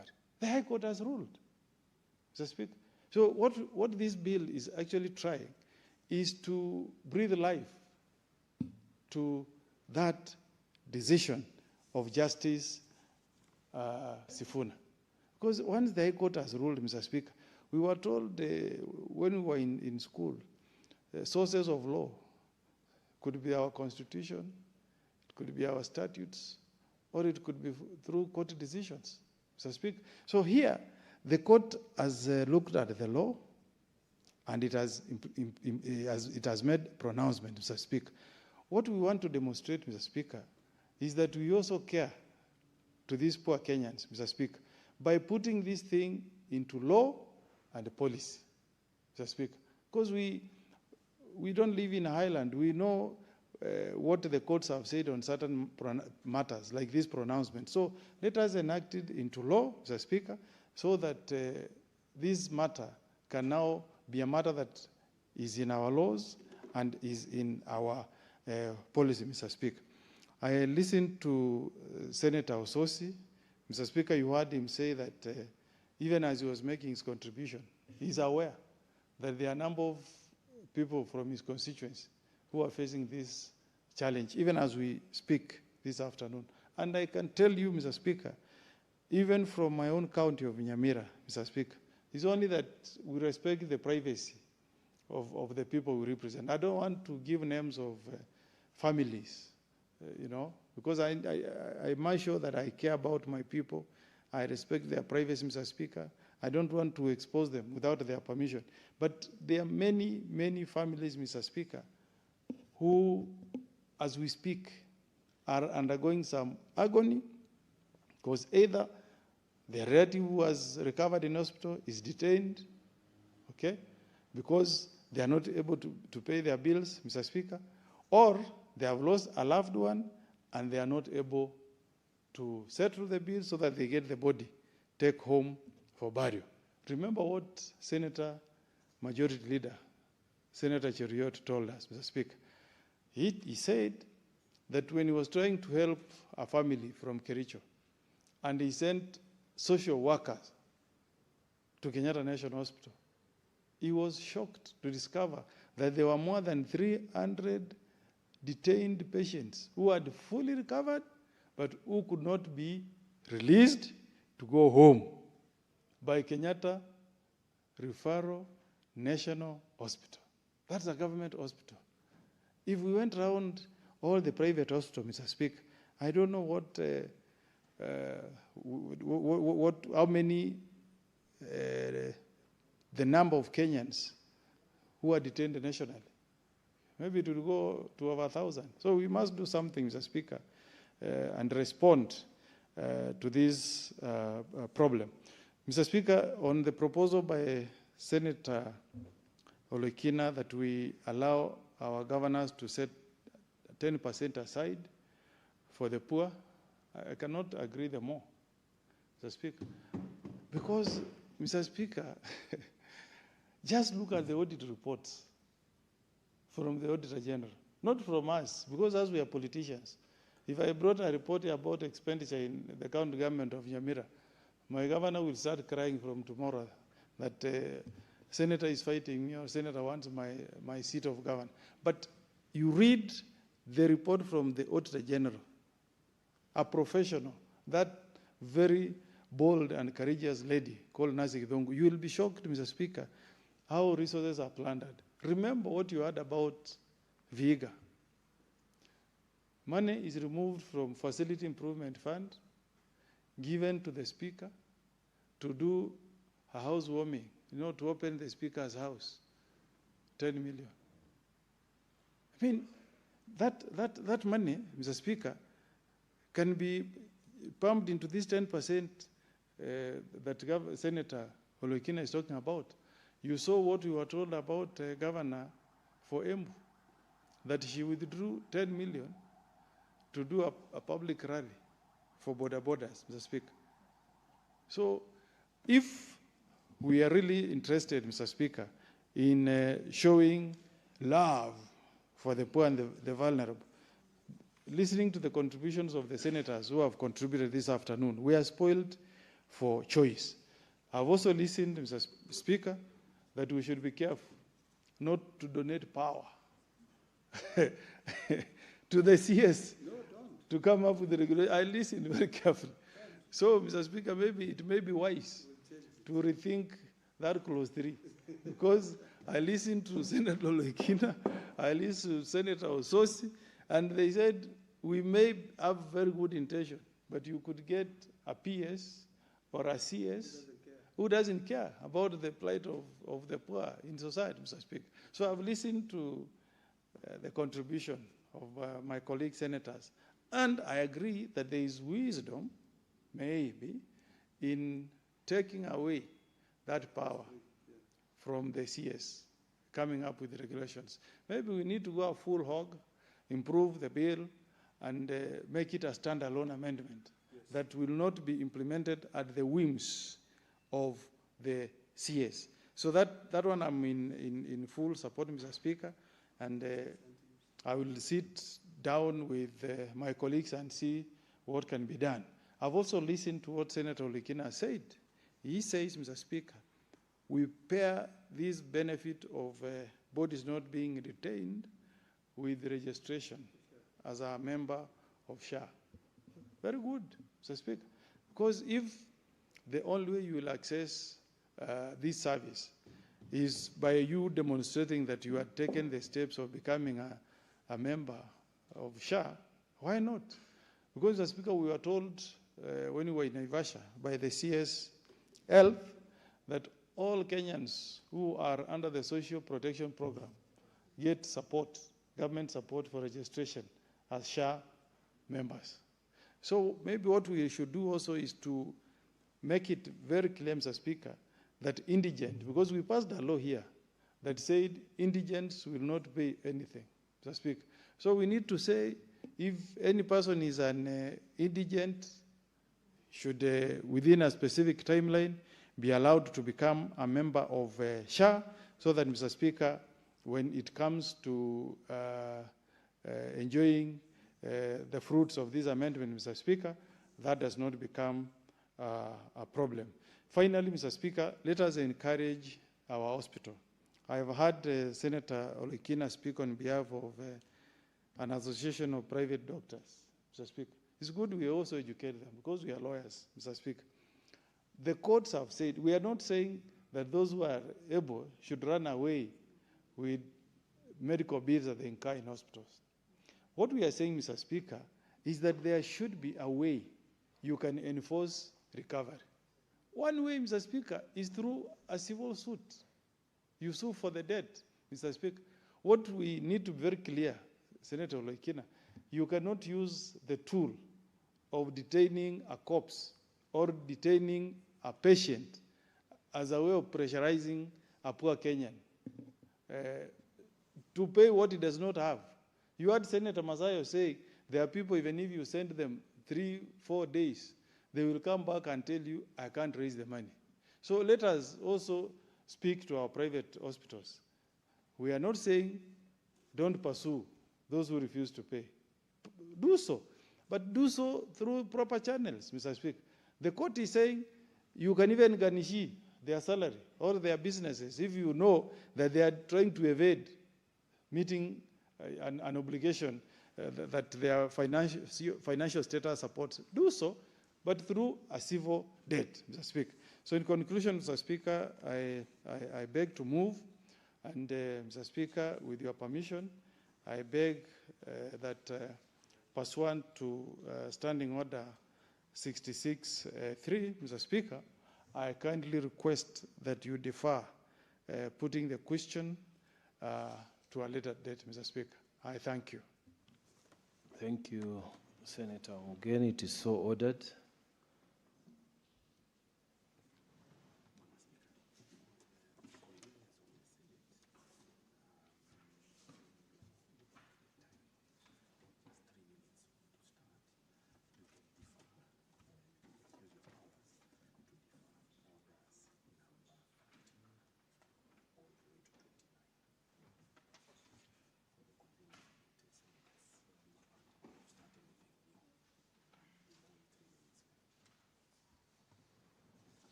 So, honorable members, in exercise of the powers on this chair and for the convenience of the House, I would like to direct that we defer Order 17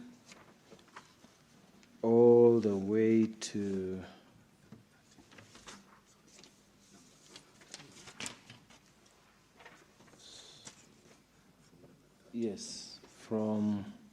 I'd like to defer the order of the business in the House from 13 all the way to order number 29, because it's not practical to get started on any other business. Honorable members, let's be upstanding. There being no other business on the order paper, the Senate stands adjourned until tomorrow, Thursday, 19th March 2026 at 2:30 p.m.